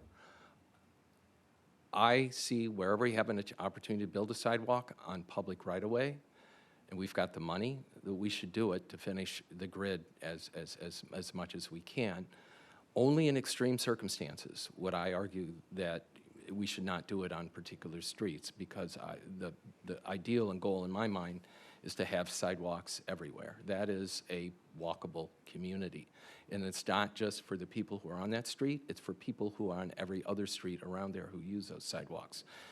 With that in mind, Madam Mayor, I move to authorize the town manager to apply to the Maud Robinson Trust for the final design of sidewalk projects on the following streets: DeSale Street Northwest, Melody Lane Southwest, Delano's Drive Southeast, Orange Street Southeast, Tazewell Road Northwest, and Pleasant Street Northwest for the amount noted above. And did I get the right one? And I'll second. Was that the right motion? I think so, yes. Yes, that sounded good to me. Excellent. Okay, and there's a second. Is there further discussion? Okay. And I appreciate what you said, Councilmember Anderson. And of course, we know that Maud Robinson was a council member, and she walked all over town with her husband, who was the mayor before that. And of course, we require our developers to build sidewalks when they build homes. And so I think it's incumbent upon the town to do their part and also put in sidewalks. I had one quick question. Pleasant Street Northwest, is that going to be in front of my house? Pleasant Street Northwest will be on the side opposite of Vienna Market. If you can picture now the Verizon store, to get up there, you have to walk up some stairs. So we're going to continue that so you don't have to walk up those stairs. But for the record, I have requested a Maud Robinson project on Church Street. That is correct. Yes. I'm being consistent here. Okay. Madam Clerk, please poll the council. Councilmember Anderson. Aye. Councilmember Brill. Aye. Councilmember Patel. Nay. Councilmember Potter. Aye. Councilmember Springsteen. Aye. Councilmember Summers. Aye. Mayor Colbert. Aye, that passes. Okay, and the next item on the agenda, request approval of final plat for subdivision 204 Courthouse Road Southwest into 2 lots on property located in the RS10 Single Family Detached Residential Zone.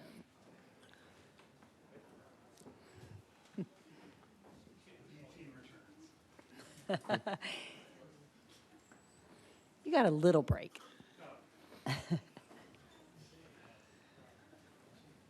Good evening, Town Council and Town staff. My name is Connor Sekas. I live at 8911 Higdon Drive. Thank you all for being here this evening. The property over at 204 Courthouse, we were approached by the previous owner of the Tiny Tots because the Tiny Tots property was shut down, unfortunately, due to COVID and other reasons. So we were approached to purchase this property. The previous property that was there was 20,000 square feet. And we're proposing to subdivide it into 2 10,000 square foot lots. We're not changing the zoning, it will stay to RS10. There is a lot of positives to us doing this project as well. We have 3 adjacent homes that are under construction right now that we have successfully been able to build not within groundwater. I know groundwater is a very high concern over on Cherry, Locust, and Courthouse. If you drive down there, you can see a lot of the sump pump drains that are through the curb and gutter, and they constantly are just pushing water out into the streets. So what we've done, working with John Jay and the other town staff, was determined a proper height to meet case 1. Case 1 is when the basement slab is 2.5 feet above the seasonal high water table. So we have successfully been able to build 3 houses without any running water constantly in this area. Some other great opportunities that we were able to do is the previous property actually had a 28% lot coverage. Both properties have now been cut to 24.7%, and we now also have stormwater management controls that were not there previously. Both houses have 2 planter boxes each that are piped to a dry well that will allow the water to disperse into the earth slowly, and those collect all of the rainwater from the roofs as well. Another great point to this project is we're also going to be planting 26 trees. Some are going to be understory trees in the right-of-way, and others will be on the property themselves. And lastly, as we were just discussing the sidewalks, we'll now have a full sidewalk from around Courthouse all the way through Cherry Street as well. Okay, thank you very much. Thank you. All right, and does staff have anything to add to that?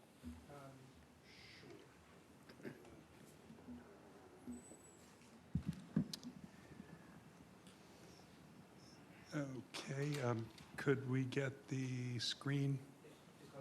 Okay, great. I guess I did that a little out of order. It's okay.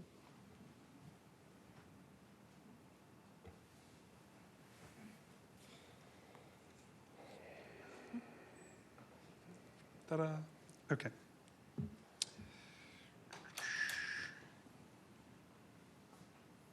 All right, so I won't repeat too much of this, but today you've got 204 Courthouse Road Southwest with the site in front of you on the screen. It's an odd lot that goes between Cherry Street Southwest and Courthouse Road Southwest.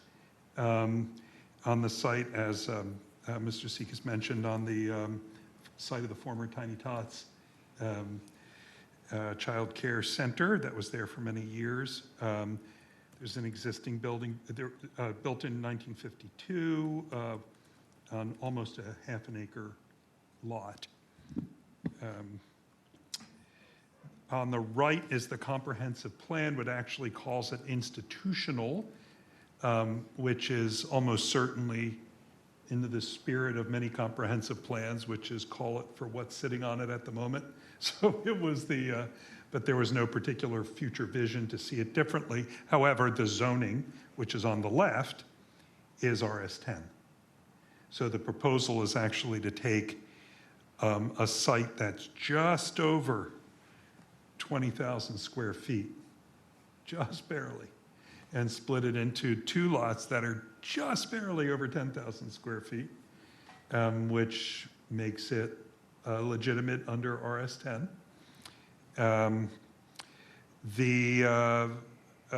these are the factors that are taken into account on your screen right now in terms of determining whether a subdivision is acceptable, and we worked through this with the applicant along the way. The lot area, which I discussed, the lot shape factor, which is, for those who you know, it's a relatively obscure calculation that's done in the zoning ordinance, but it meets it. And I have the zoning administrator here in case anybody wants to ask how that's done. The street lot width meets the requirements, front building line lot width, and the midline lot width. So all of those factors are comport with the zoning ordinance, the Chapter 17 subdivision requirements. So the Planning Commission reviewed it on September 28th. They did recommend approval, though there were problems identified during the discussion, which is called out in the staff report. Those were remedied during the process. There were setback issues. Keep in mind that the developments that are shown on the subdivision plan are representational. They are to show that the subdivision can be built on. They are not actually final building plans. Those, if they're approved, would be administratively managed like all single-family developments, but we require that we see how the house would fit on the site so that we can get assurance that it can actually work. So what was shown representationally didn't meet all the requirements, so the Planning Commission helped with staff to identify those, and those were fixed between the time of the Planning Commission and what's brought to you. That's called out more specifically in the staff report. So there is a requirement under state law that these be acted on within 60 days. So 60 days is tomorrow. Staff would strongly recommend that you would take an action one way or another. Staff believes that it does meet the minimum requirements. So to move that to find that it not be permissible, staff would recommend you should have a finding that a certain component is not being met. So that's all for the presentation. Okay, thank you very much. All right, council, any questions for staff or for the applicant? Councilmember Anderson? Yeah, so I would like to go back in time and see how this project evolved. If you can put up the map which shows the satellite photograph of 204 and 200 Courthouse. So my understanding based on the county property records is these properties were acquired simultaneously. The sale was listed as of being recorded on April 29th, 2022. Yes. On April 25th, 2022, we approved a lot line adjustment between 200 and 204. My first question is, had we not approved that lot line adjustment, would 204 be subdividable? Would there be sufficient square footage? Based on that lot line adjustment, they would not have been. Okay. So, and it looks like to me these properties are being developed concurrently. That is, the houses are being built at the same time. So, in my opinion, this is an assemblage, a de facto assemblage. And my problem is that prior to the lot line adjustment, the driveway for 200 was located further to the, I'm always bad at directions, but further away from the intersection, the three-way intersection of Locust, Lawyers, and Old Courthouse. Because of the lot line adjustment, the property at 200 now has a driveway entrance going straight into the intersection. My problem is, had this been treated as a subdivision in its entirety, which it should have been, in my opinion, then we would have had access to where those driveway entrances were, and we could have talked about that and resolved the problem. But by two-staging it, we've got a big problem. And just for the record, I have looked this up. VDOT basically says, this doesn't apply to towns, but to rural areas, that essentially you don't put a driveway in an intersection.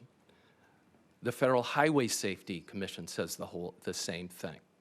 It's just bad design to put a driveway in an intersection. And this one in particular, because it's a complex intersection, it's a busy intersection, and you actually even have a cross path that virtually runs into the driveway. Why? Because the lot adjustment was done, the house is now being built, and it wasn't considered as a whole. Under a subdivision, we would have considered it. So I have a real big problem with this because I think by two-staging it, essentially, you moved the driveway from where it was before, and now it's directly an intersection. And I see this as an integrated, unified project that should have been brought under the subdivision provision, and unless we can find a way to fix that driveway in 200, I just can't support this subdivision. Okay. Mr. Levy, Director Levy, do you have any comments on that?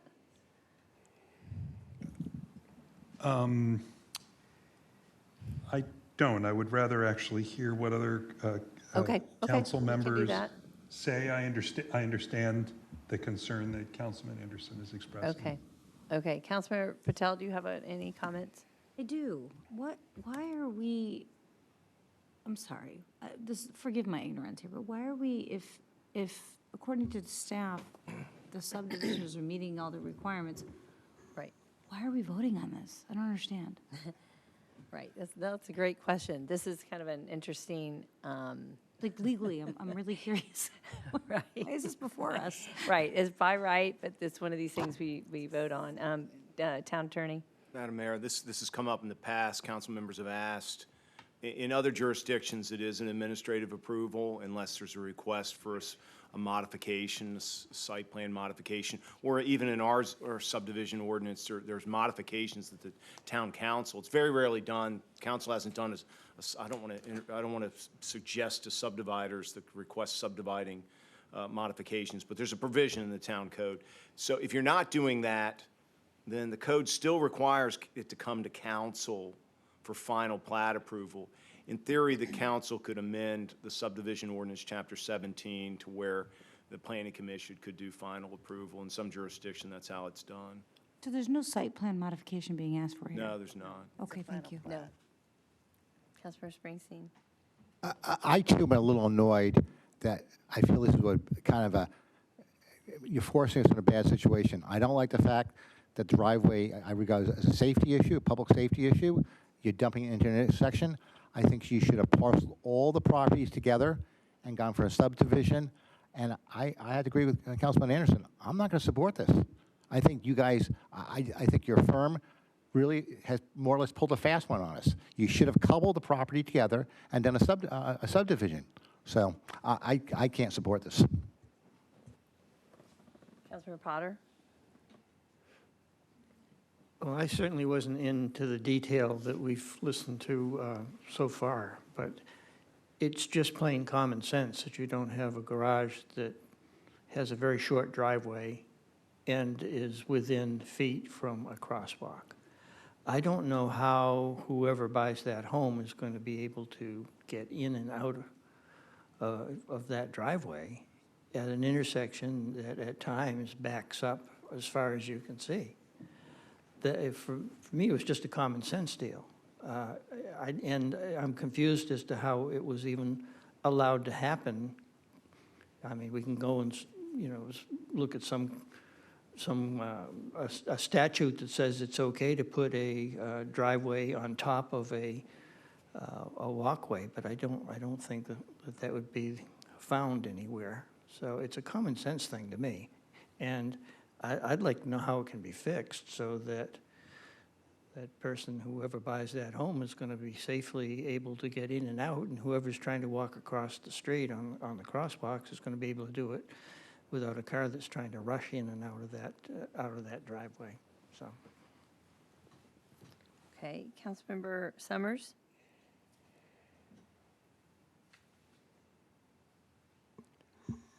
Director Levy, did this come up in the Planning Commission meeting? It did, the concern about this, although the Planning Commission ultimately decided to direct their attention to the site that was in question.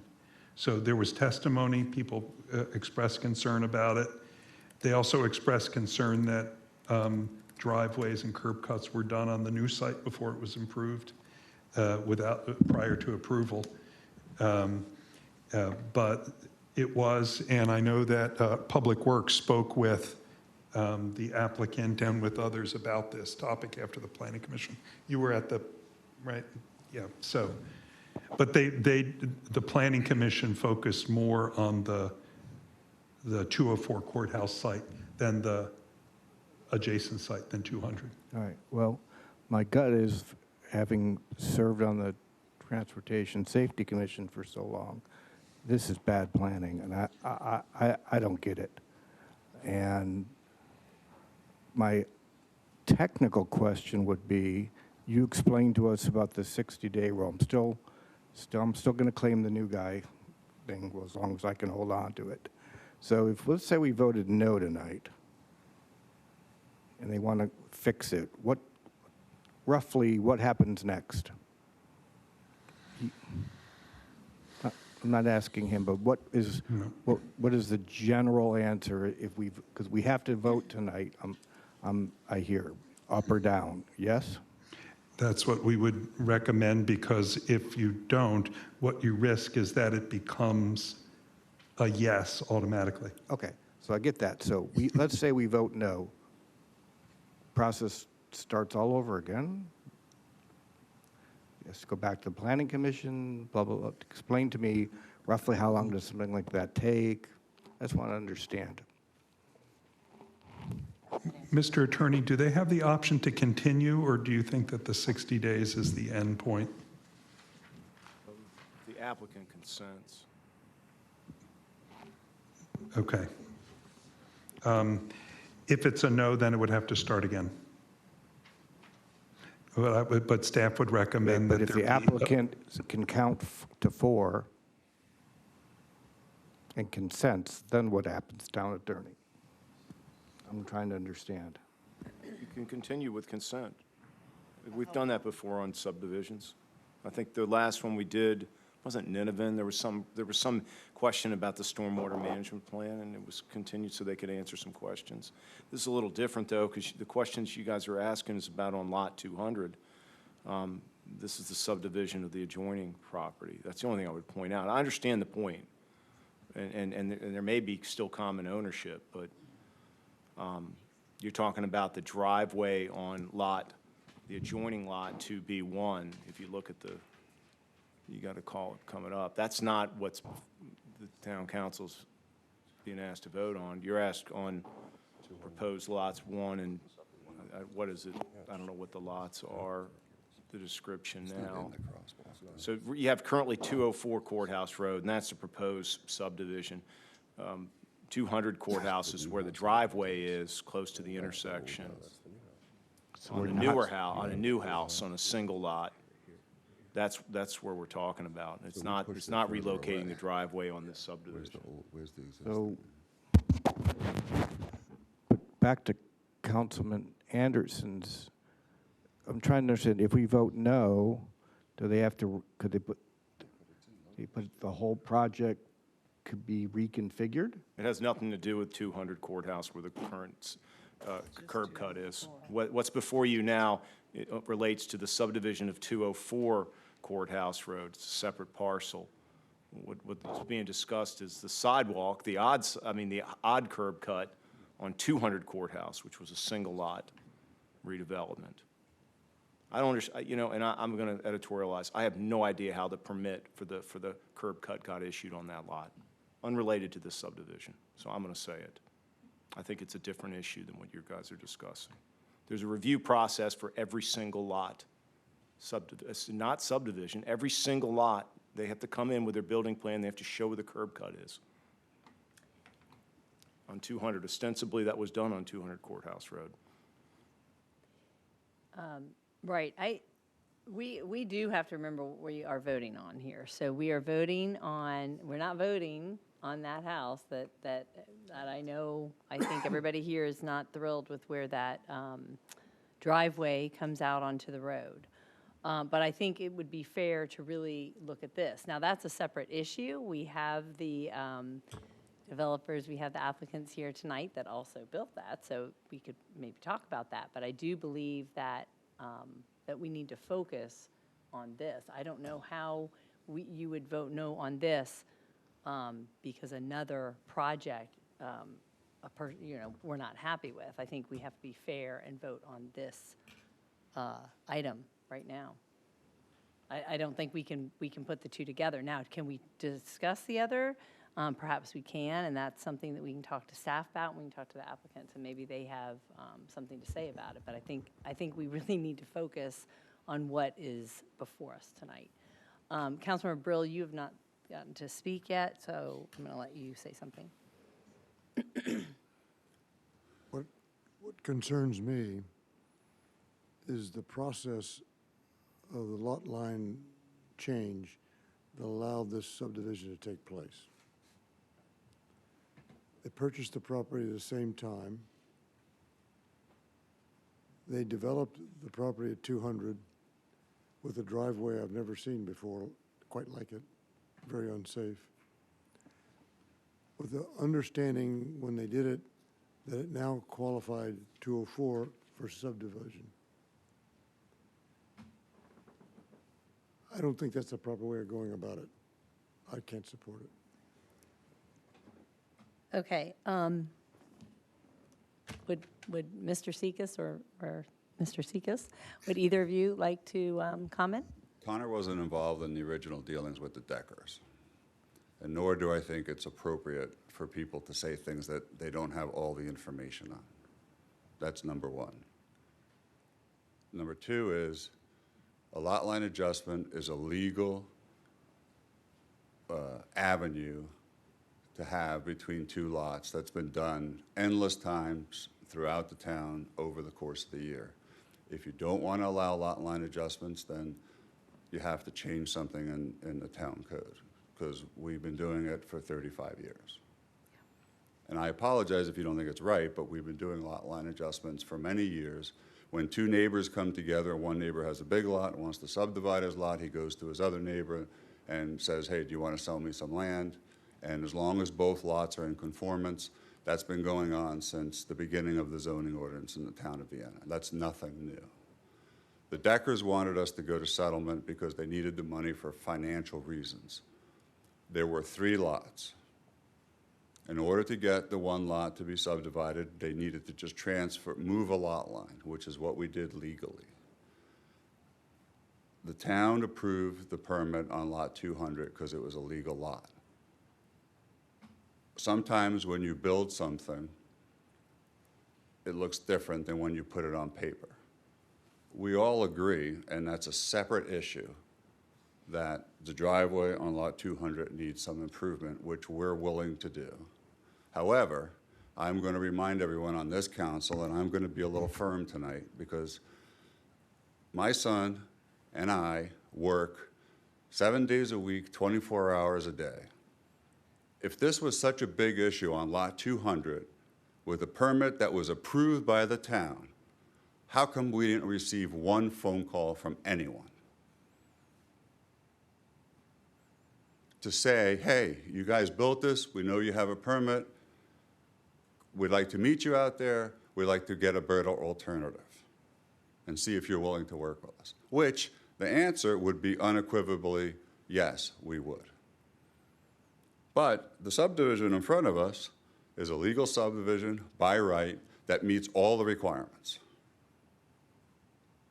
The town is the only municipality that allows or requires the town council to vote on this, which we're happy to go through the process.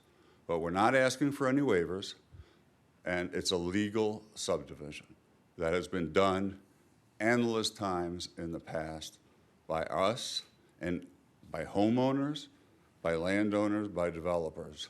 And the only people that are going to be hurt if the subdivision doesn't go through is the Decker family. Because there's money sitting on the side in escrow if this doesn't go through that they're not going to get. Significant money. So the question tonight is, do we have a legal subdivision? Yes. Is there anything that would preclude you from voting for it? No. And is there a problem or a concern with one driveway on an adjacent lot? Yes. And are we willing to address it? Yes. But there was nothing underhandedly done here. And I will defend our company, period. On the record, today, tomorrow, and the next day. And quite frankly, I deserve it. And I take extreme objection to someone using the word underhand and the word seekus.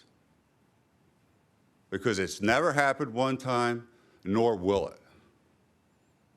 Can we make a mistake?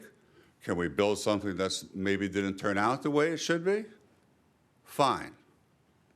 We all make mistakes. But don't ever, I take great exception to anyone, especially on this council and in this town where I devoted 35 years of my life to someone say we did something underhanded without knowing. Thank you. Okay. Thank you, Mr. Seekus. And and as I said, I do I do agree these are separate issues. We have to focus on the subdivision that is in front of us. I do think that we can figure something out. I think we, you know, the Seekus family has done many, many good projects in the town of Vienna. I think they're a trustworthy family, and I think we can work something out with our staff, certainly. I've had already, before this meeting, a conversation with Director Horner, and you know, there's also things that maybe we could do at that intersection to make it safer.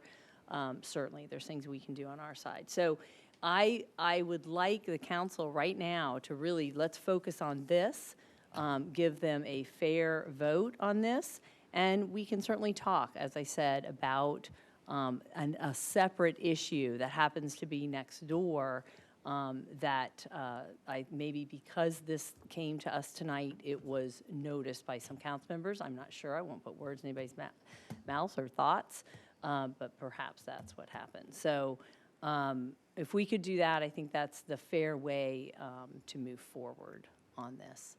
Councilmember Patel. And just to clarify, since we do have 204 in front of us, and that's what they're asking to subdivide, I mean, thank you for offering to fix the driveway at 200. I think we're going to take you up on that offer for safety reasons, so we appreciate that. Just so that we're clear, though, if you could show us where you're planning on putting the driveways on these two, if we approve a subdivision on these two lots, just so we're all clear on, you know, what the intended topography is for the project, so this doesn't happen again. To be transparent and honest, there was a break in communication between my guys in the field, so they're actually in. So if you wanted to go see them with your own eyes, you're more than welcome to see where the driveway aprons are. Can you just show me right now on the screen so I can just see? Where it shows Like on 204? on 204 and where it exactly shows in the site plan. If you look, Okay, what attachment is that? I can't see that far. I'm wearing my glasses today. If you look at attachment 3, Three? I Okay. believe. On, It's not here. Oh, do we know what page? Hold on. Let's see. We have, yeah, that's not we'll get it for you. it's, if you zoom in on that page, that will work. All right, very good. What page are you on? Just tell me so I can look it up on my computer here, right, which I can see. I can't see that. Yep, yep, yep. I think it's going to be 3. Yeah, it's attachment 3. Uh-huh. Uh-huh. 10 seconds. Yep. We're counting down the seconds for the attachment to come up. Well, I see here a plat. Is your driveway in here? Oh, I see it. Okay, so you have one coming out the corner of Sheet Cherry. 4. Is that sheet 4 or sheet 5? Where's courthouse? Courthouse is here. So this one's coming on Cherry. This one's coming. Yes, there'll be one on Courthouse and one on Cherry. So this one's It's roughly here. The driveway's here? It's close to the intersection too, no? Yeah, pretty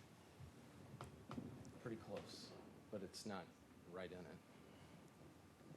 So on that lot facing courthouse, what's the deal? Is the driveway already in there? Can you move it? That's the recommended location. That's the recommended location by Yes. the architect or? The engineer, okay. So maybe planning and zoning, you want to maybe comment on that? I would actually defer to Public Works on driveway location. Okay.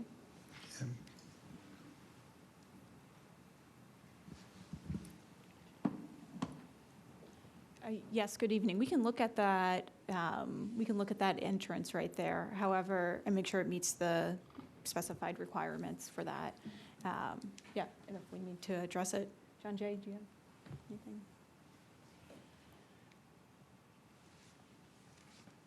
I mean, just so we don't end up with the same issue, I think it's good that Right. we all get clarity on exactly what the intention is here. Yeah, so what you can see right now on the screen is this lot that they're subdividing is right between the two infill lots that they've already submitted for. And the driveway that they're proposing that is entering on Courthouse is in between both intersections, approximately in the middle of both of them. So it's Between Cherry and Locust? Yes. So it's like dead center? approximately. Okay.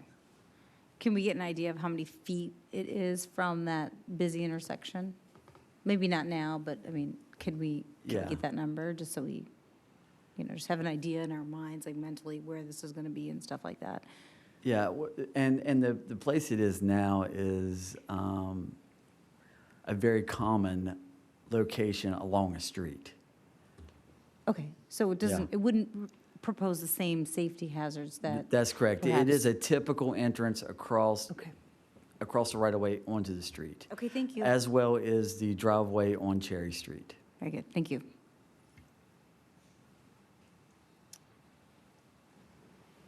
All right, every council member has spoken. Do we have, Councilmember Anderson, did you want to say something else or make a motion? I just want to clarify certain things for the record, okay? I did not call anybody underhanded. I just pointed out what I saw on the facts. I went back and looked at the tape of the council meeting where we did the lot line adjustment, and not one word was said what impact it would have on the driveway. I went back and looked at the documents that were provided, and there were no driveways in that. That was a simple lot line. What I worry about is that we are elevating form over substance when we say, oh, we did this lot adjustment legally and we're doing this subdivision legally. Because practically, this is all being developed by one party at the same time. I'm just saying from a public policy standpoint, and for someone who claims to be an upstanding citizen of Vienna, that should have been taken into account. And so that we could have had a discussion as to where the driveway should have been at the time. Instead, now we're left with a mess to clean up. And so this is the reason I'm not happy. This could have been totally avoided had basically it been disclosed to us that there was going to be a driveway intersection, and we could have probably worked it out because there's enough area in there to work it out. I just want to be perfectly clear. Everything that we did on 204 is under the same subdivision ordinance that that the lots are going to be on 200. There's no, we put the new sidewalk in, we put the new entrance in, we did the same stormwater, we did the same trees. There's no anything. I agree that that driveway can be slid a little further away from the intersection, but on paper, it looks like it's in a fine location. It's on the side of the lot away from the intersection, and it lines up with the house, which is 12 feet off the property line. The only thing we can do is slide this entrance down 12 feet. Okay? And there's a utility pole there. But it has nothing to do with the subdivision on 200 Courthouse. It has nothing to do with it. Those plans were submitted, and they could have been looked at by staff. They could have been looked at by us better. They could have been looked at, period, better.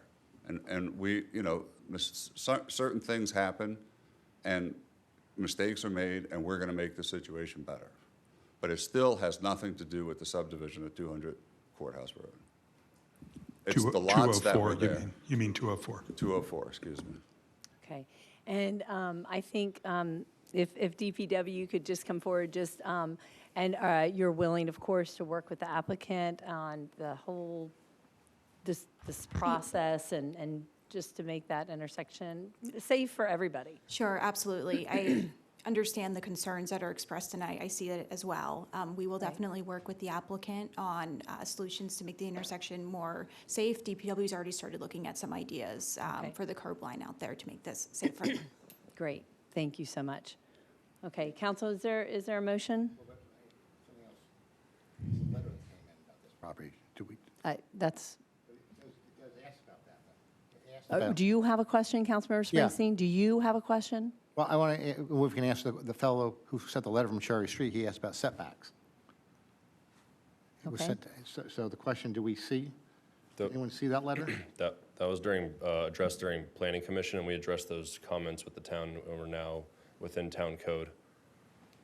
So, Madam Mayor, if I Yes, may. please. There was an additional letter sent expressing some concern about, and perhaps you haven't seen it, about whether there was a 35-foot to the rear setback as opposed to 12-foot on the side.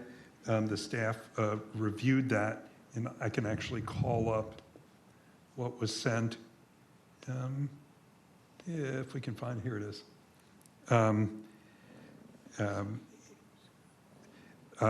The person who emailed in said that this should be a 35-foot setback off of that lot. We actually looked at this pretty carefully, and we've assessed that that's a side yard, not a rear yard at that location. The rear yard is back here. There is a little jog, which it required some interpretation. There's a little jog in the lot line, but staff interpreted it that that was a side yard rather than a rear yard. And so the 12 feet that they're showing actually would be in conformance with the code. Okay, thank you. Okay, Councilmember Patel? I'm going to make a motion because John here built my first house, and he does stand by his product. So I move to approve the proposed final plat for a 2-lot subdivision of 204 Courthouse Road Southwest. Second? Madam Clerk, please poll the council. Councilmember Anderson? Nay. Councilmember Brill? Nay. Councilmember Patel? Aye. Councilmember Potter? Nay. Councilmember Springsteen? Nay. Councilmember Summers? Nay. Mayor Colbert? Aye. So where does that leave us? So where does that leave, where does that leave them? That is a good question. I don't see the, How about if Mr. Briglia answers that question? yeah. Town attorney? Madam that Mayor, just the failed. council failed to approve the subdivision. Well, is there a way for them to, obviously, this it sounds like this council wants the driveway fixed. I don't know if that's Madam true. Mayor, I wouldn't speculate on legal what- ways okay. to address this. The council's voted on the motion. I would leave it at that as my recommendation. Okay, so I guess you can work with staff. I would think that the staff can work with you on a possible, I don't know. We'll have But to. we'll have what's to the look into- grounds that the subdivision was not approved? We met all the requirements of the town code. Well, the vote is over. If any council member, I will allow, if any council member would like to answer that, who voted nay?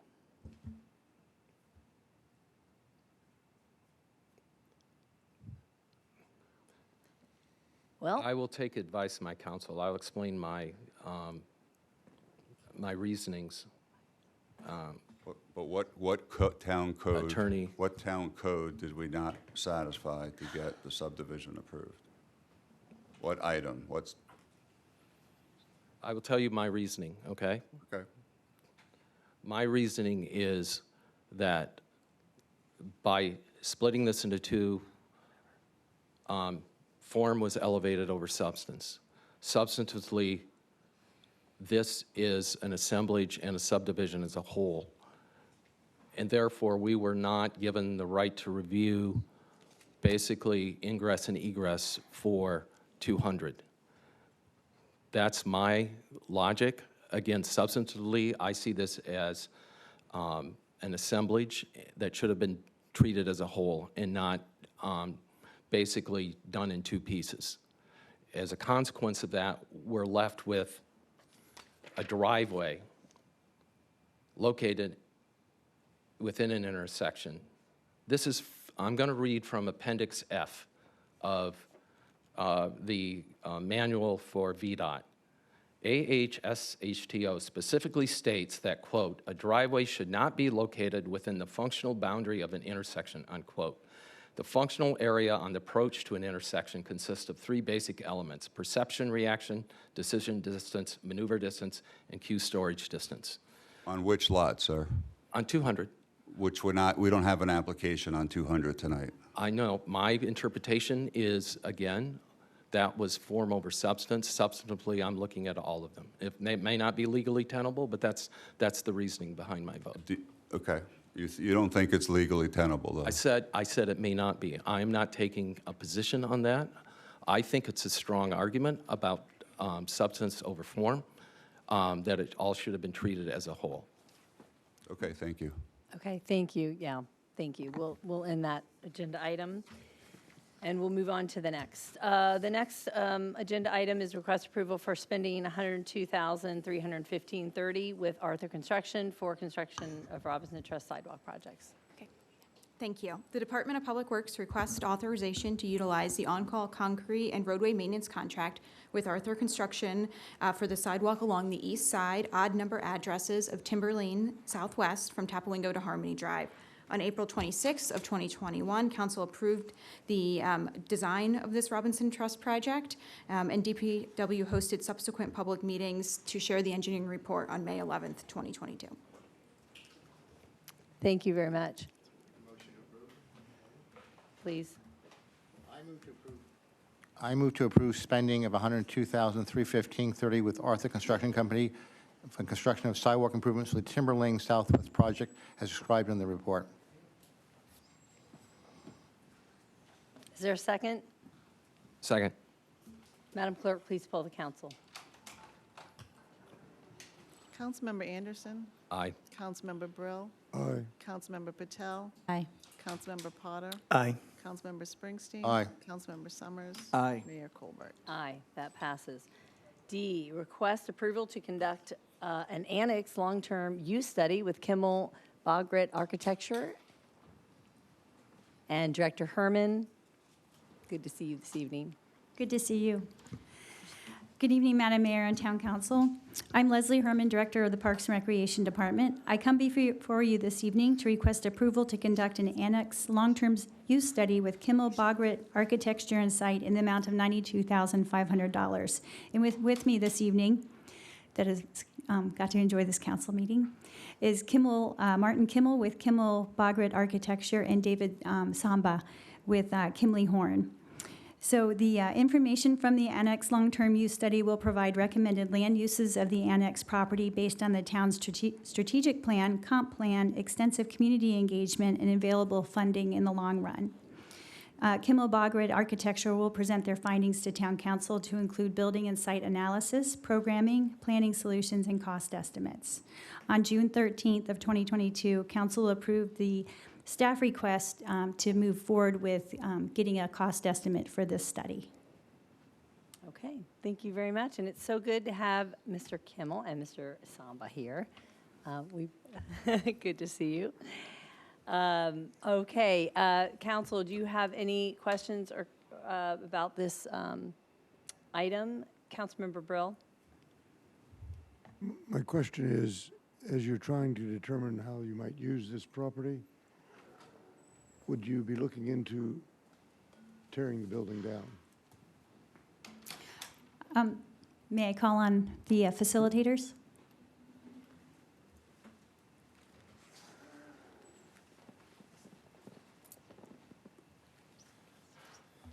Good evening, good morning, whatever it might be now. Your question, I think, is the RFP was put out, is we were to look at all possibilities and report to you what, based on community input, would be the best use. And I think that is possible that that could include removal of the some or all of the structures, but there's no foregone conclusion.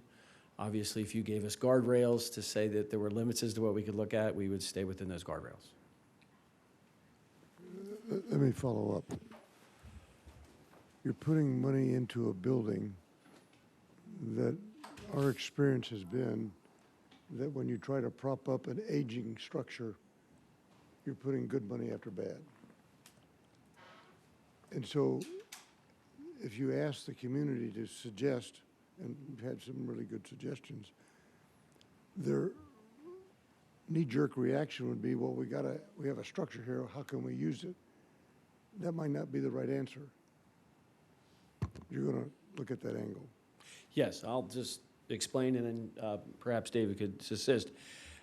Our approach to community engagement is to try to help folks see beyond what they see there today and look at the possibilities, for sure. And do you do your best work after midnight? I'm afraid to comment on that. Okay, Councilmember Patel? Thank you, Mayor Colbert. I believe we discussed this already, and so I'm going to go ahead and make a motion. I move to approve spending in the amount of $93,500 with Kimmel Bogred Architecture and Site for the Annex Long-Term Use Study utilizing RFP 23-05. Second. Madam Clerk, please poll the council. Councilmember Anderson. Aye. Councilmember Brill. Aye. Councilmember Patel. Aye.